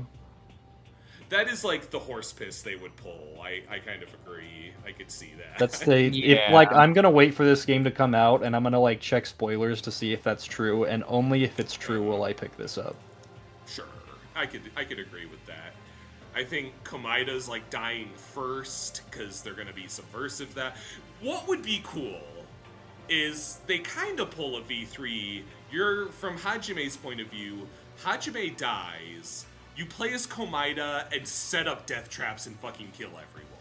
I would fucking play that. I think That the would more be popular fan theory is that something like that is going to happen, but you're going to take over as Mahiru. No! That's like... She's the worst one! Ugh! I don't know where it came from, but so many people are convinced she's going to be the new protagonist at some point. Because she's the one who's closest to a blank fucking slate that you can do anything with. I suppose so. Sucks. Ronald McDonald. Ugh. Ronald. Oh, my fuck that. Okay, well, that puts me in a... Alright, well, we're here. Okay, now we can move on from the direct. Wolverine looks really cool. Agree. Yeah, there was Code Vein 2, we got Battlefield 6 story, Deus Ex Remastered, which is a shitty AI upscaled, cut together fucking awful remaster. The Halloween game. Yeah. Oh, here's a weird one. Microsoft Flight Simulator 2024 is coming out on the PS5. That's huge news for my students that are always on flight simulators on their computer instead of doing their fucking work. I never thought that they would that has Microsoft in the name and they're putting it on fucking PlayStation. That's crazy to me. That it's because Xbox is 1 foot in the not 1 foot in the grave, but they're Sega now. They're hey, we kind of lost. Yeah. We have a console, but Well, we're not people still fucking buy Xbox. I don't my dad. I'm gonna roast my dad a little bit here. He sold his PlayStation 5 and his PSVR 2, and now he just has an Xbox. And I'm why the fuck would you do that? It's just brand loyalty at this point. I think I don't understand how anybody still buys an Xbox. It's because Game Pass is a good deal, but it's my understanding you can get that on a lot of devices, right? Yeah, there's the PC version, and most Xbox games are on PC, and I guess yeah. Technically you can emulate games on the newest Xbox, and it's very good for backwards compatibility. So if you have original Xbox games on disc, you can put them in it and it works, which is neat. I like that they do that. That's something it has over PlayStation. But if you're not, that's a very niche camp in my opinion. if you're not part of that, I don't see why you're getting an Xbox. Ooh-wee. Well, I lost my train of thought a little. That's about everything from State of Play. Yeah. Yeah. That wasn't a huge... That was Wolverine, and we'll trot out a couple other things with it. Wolverine does look incredible. I was hoping for so long it would be rated M, and it's awesome. It's very bloody. Yeah, welcome back, Punisher, putting goons under like a stapler or some shit. Welcome back, X-Men Origins Wolverine, the video game. That was the only good thing that came out of that. It was like the super violent one. It was awesome. Just today as we record this, Simpsons Movie 2 has been announced. And we got this news last month, but I don't think we talked about it. Within, I think, 2 weeks of Simpsons 2 is Bluey the movie. Simpsons 2 makes $0. No, I truly think Disney is putting those out because I hate to be this... I feel like all I talk about is how bad Avengers Doomsday looks, but I think this is them compensating for what a disaster that's going to be. I think they're stuffing as much money as possible in the mattress with Simpsons and Bluey, because I think that holiday is Secret Wars, and they're like, oh, fuck, we've poured so much fucking money into this. Well, we all have to get together and do the Simpsons and Bluey double feature. True. I mean, so I told Willow about this. The first Simpsons movie came out when I was at, like, the height of being a Simpsons kid, and it is the record holder for the most I've seen a movie in the theater. Willow, I told you the number. Dav, I want you to guess how many times I saw the first Simpsons in the theater. Okay, I'm doing this with the context, my own personal context of I watched Godzilla -1 3 times in the movie theater, and I felt like that was a good number.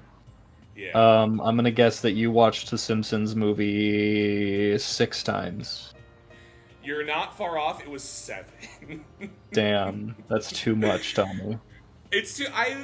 Well, and you know, like, well, that was back when movies would, like, stay in theaters, actually, because... Yeah, that's true. Right. Well, and, like, because, yeah, it was a summer movie, if I recall correctly, and I think I remember asking my mom to take me to see it when snow was on the ground. Yeah, I think because Simpsons movie 2 is coming out on, like, what, the 20th anniversary since the first Simpsons movie? I think they're, like, missing... Because there's a bit where Bart writes on the chalkboard, I won't wait 20 years to do another movie, and they're missing that by, like, a couple of weeks. Something to that Okay, effect. yeah. Which, you know, still, time isn't real. That's crazy to me. I remember watching the Spider Pig commercials and shit. Oh, Spider Pig is gonna fucking bury Chicken Jockey. You don't even know. Well, it's weird. I think it must have been... It was snowing in Colorado in... October-ish. That makes sense. And it's pre-global warming, pre-VOD era. You could see The Simpsons a couple months after the fact. Right. And then I got the DVD for Christmas and watched it again. So I guess I have to see Simpsons 2 like 8 times, and also see Bluey every time I see Simpsons. Yeah. Yeah, and if this movie of Bluey is evil, you have to see it an additional 8 times. Yeah. Jesus Christ. You gotta double it. All right. I'd say, okay, this was all an appetizer. Big upsetting piece of news. We talked about Colbert. His days are numbered. Kimmel was abruptly pulled off the air for comments. For literally fucking nothing. For literally Let's be real. Yeah. This was... And, like, I don't even say it as a, like, oh, we're defending... I say it as, like, I have friends I keep in touch with who work on Jimmy Kimmel, who were scared for their fucking livelihoods, that this was, like, hard day. And, like, I'm not saying you need to be that close to care. I'm just, like... You know, bear in mind, these were people's jobs and stakes before you get on your high horse about, like, oh, the fucking centrist got... There was a lot going... Like, that sucked. And it's evidence of where we are. Cooler heads kind of prevailed. I think numbers came out today that Disney lost $1 million in people canceling their subscriptions, which No, is it was like uh I think it was close to 2 million people canceled their subscriptions and they lost over like $1 billion. That's even better. That's what should happen when you kowtow to fascism like that.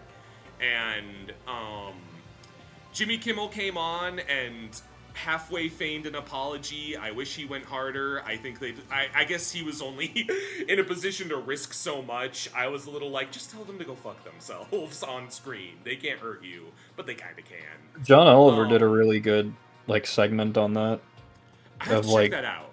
telling them to like he basically like urged Kimmel to tell them to get fucked. Like if you want like an actual like sort of late night talk show type that is like really not pulling its punches, I still think that the John Oliver Last Week Tonight is a really good one. I haven't watched him in a long time. I do like him. Yeah. I guess that was about the end of my news, but Dav, I know you said you had a couple things. Oh yeah. Okay.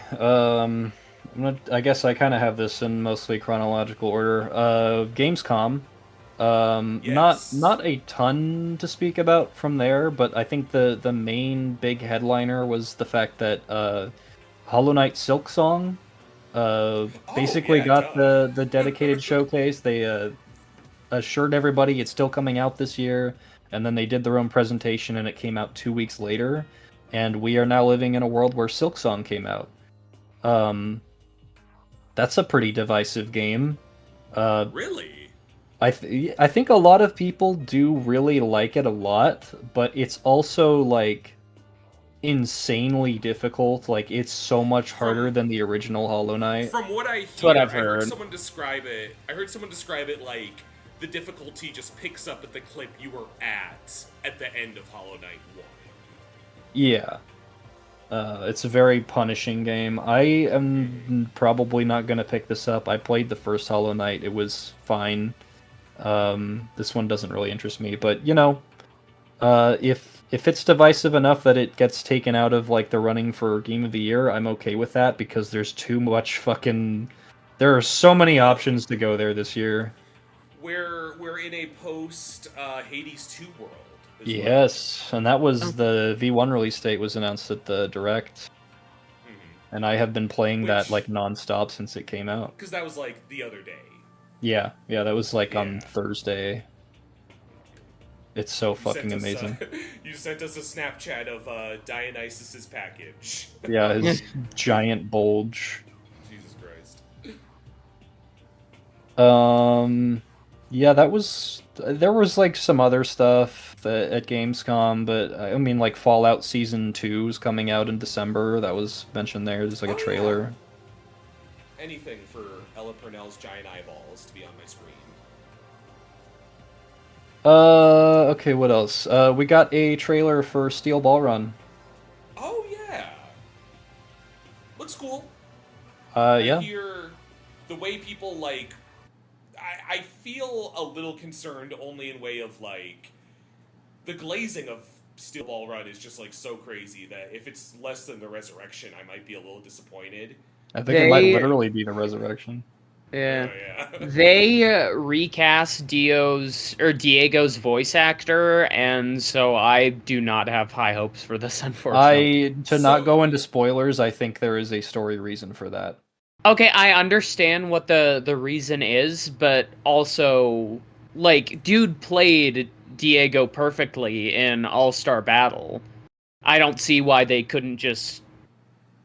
I suppose. I mean, most that. of the All-Star Battle cast has been recast between the game. Because when All-Star Battle came out, it was, like, up to Part 3 in the anime.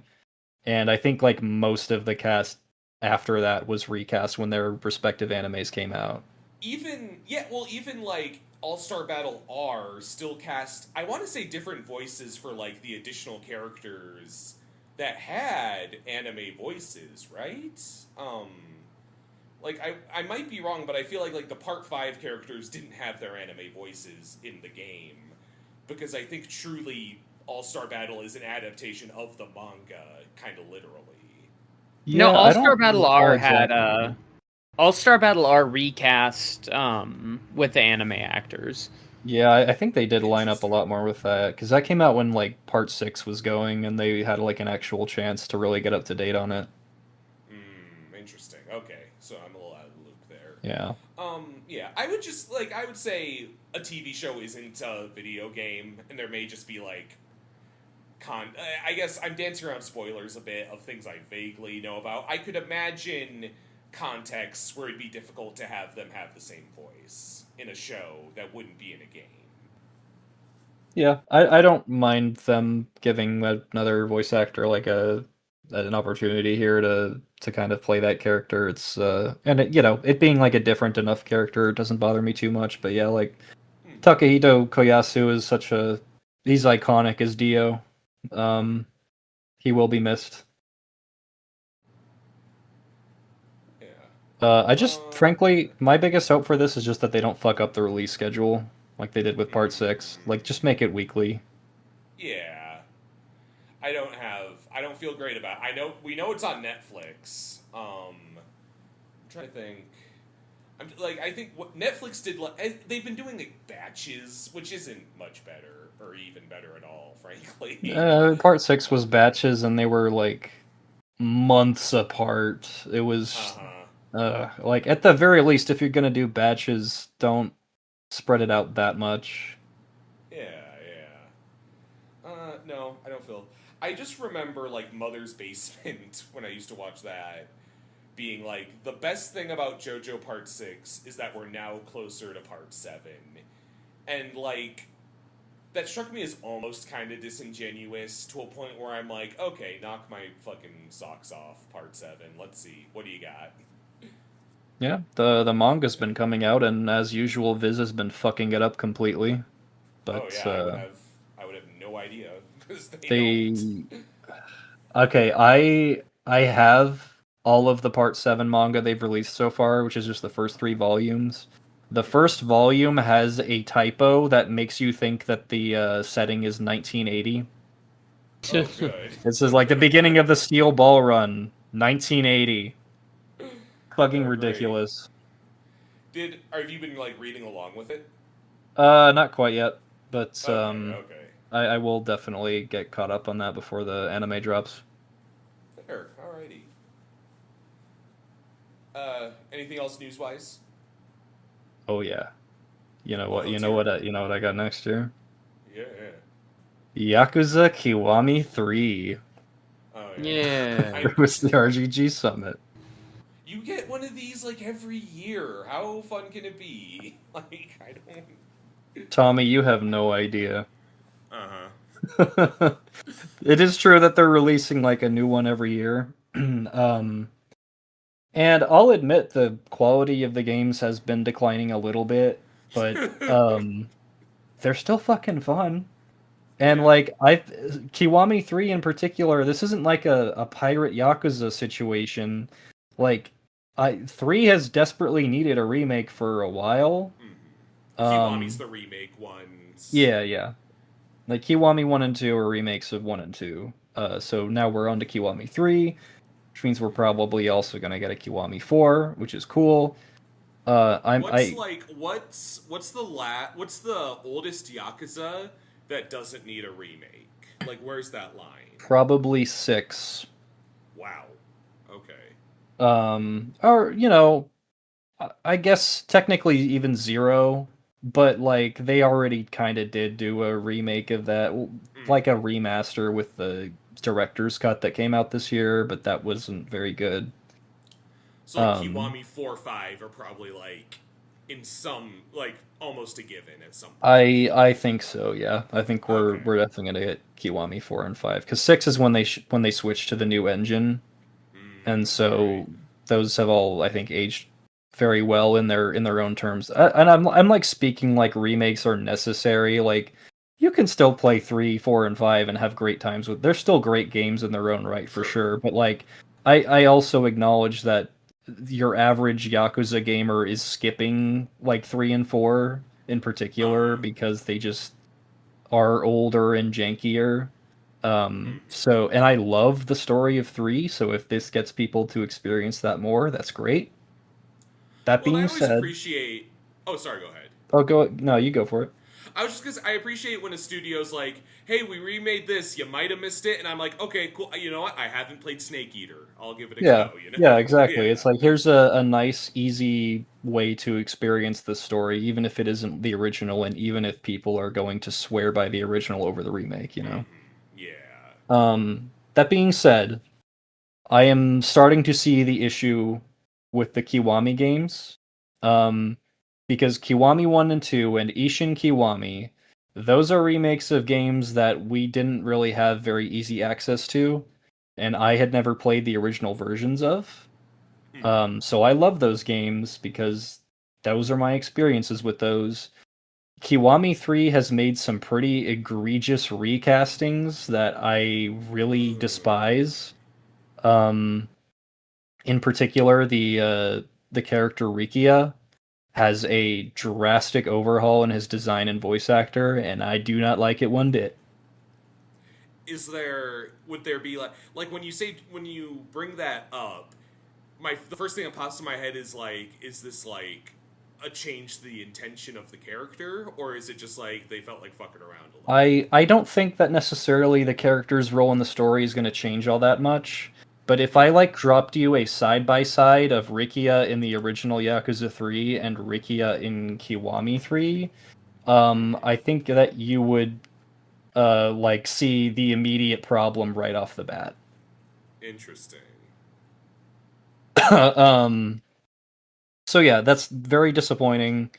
It still looks like the game's going to be fun as fuck. I'm going to be there for it day one, and they are releasing with it a side story, Gaiden Dark Ties, where you play as Mine, and it's his origin story. He's the villain of Yakuza 3.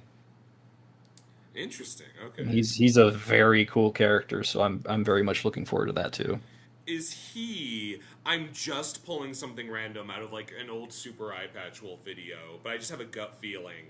Is he like the Yakuza with no tattoos who defines himself with like that freedom? No, that's you're thinking of the guy from Yakuza 6. Okay, okay. No. I just had a gut feeling. That's fair. No. No, Mine's really he's like a guy he comes from like a corporate background, like he was a very successful businessman and he was like outed like Norman Osborn or something and then became like a very successful member of the Yakuza. That's cool. Okay. So he's awesome. But yeah, I will definitely talk more about this game when it comes out. It's coming out in I think February, so we're not too far away from it. Fair. Alrighty. Well, I've been playing Yoshi that month. Oh no, I got my days mixed up again. That's Mario Tennis, which. Yeah. Other than that, Fire Emblem Among Us. We finally got to it.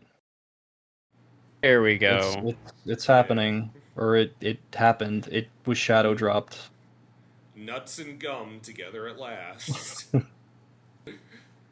Yeah, sounds awful. Mobile Yeah. game, mobile Fire Emblem Among Us. I'm not playing it. I don't give a fuck. Nah. And finally, my final headline. We don't have to go too much into this. EA is going private. Oh. They're doing a $55 billion buyout, and they will now be owned by a Saudi Arabian company. That's not great. Yep. I don't think, right? No, No. not good. Sounds like SNK and like the Saudi government owning that, and that leading to weird developments. But EA already sucked, so you know what? It's gonna suck even more. It's a shame they own Dead Space. Oh, that does suck. I don't think this is even EA, but that made me kind of randomly. You were looking forward to the new Skate game, right? I was interested in it. It came out and it wasn't very good. I was gonna say people are saying it was like an open or like early access, like wasn't great. Yeah, it's like a live service and there's a shitty map and it's whatever. The Tony Hawk remakes are out and you can play those instead. We'll always have the Tim Robinson skate commercial. That's Yeah, hell yeah. functionally a bonus. I think you should leave sketch. Okay, but yeah, like you said, Son. like you said, very news heavy month, but we're through it all Mhm. finally. There's a fuckload that Yeah. happened this month. Willow, is there anything we forgot on your end? Not that I can think of. Oh yeah, all right. Next month is spooky time. Hell We have yeah, I'm spooky gonna get things. spooky with it. Spooky things like Sonic Racing Cross Worlds I might talk about, if it gives me stuff to talk about. Spooky things like the Smashing Machine. Yeah, I might get around to playing Hello Kitty Island Adventure this month. Yeah. I'm visiting this month. We're gonna watch the Avatars. That's spooky. Ooh. Well, I'm looking forward to all the California sushi I'm gonna eat this weekend with my best buddies, and I'm Tommy. And now I'm hungry for California sushi, and I'm Willow. I'm also hungry for California sushi, and I'm gonna need a whole lot of insulin to go with it, cause I've got diabetes and I'm deaf. You're coming off that tea break? Question mark. Not telling you, asking you. Yes. Yeah. We can't stop. We won't stop. So what, we get drunk. So what, we smoke weed. Woo. Good night, everybody.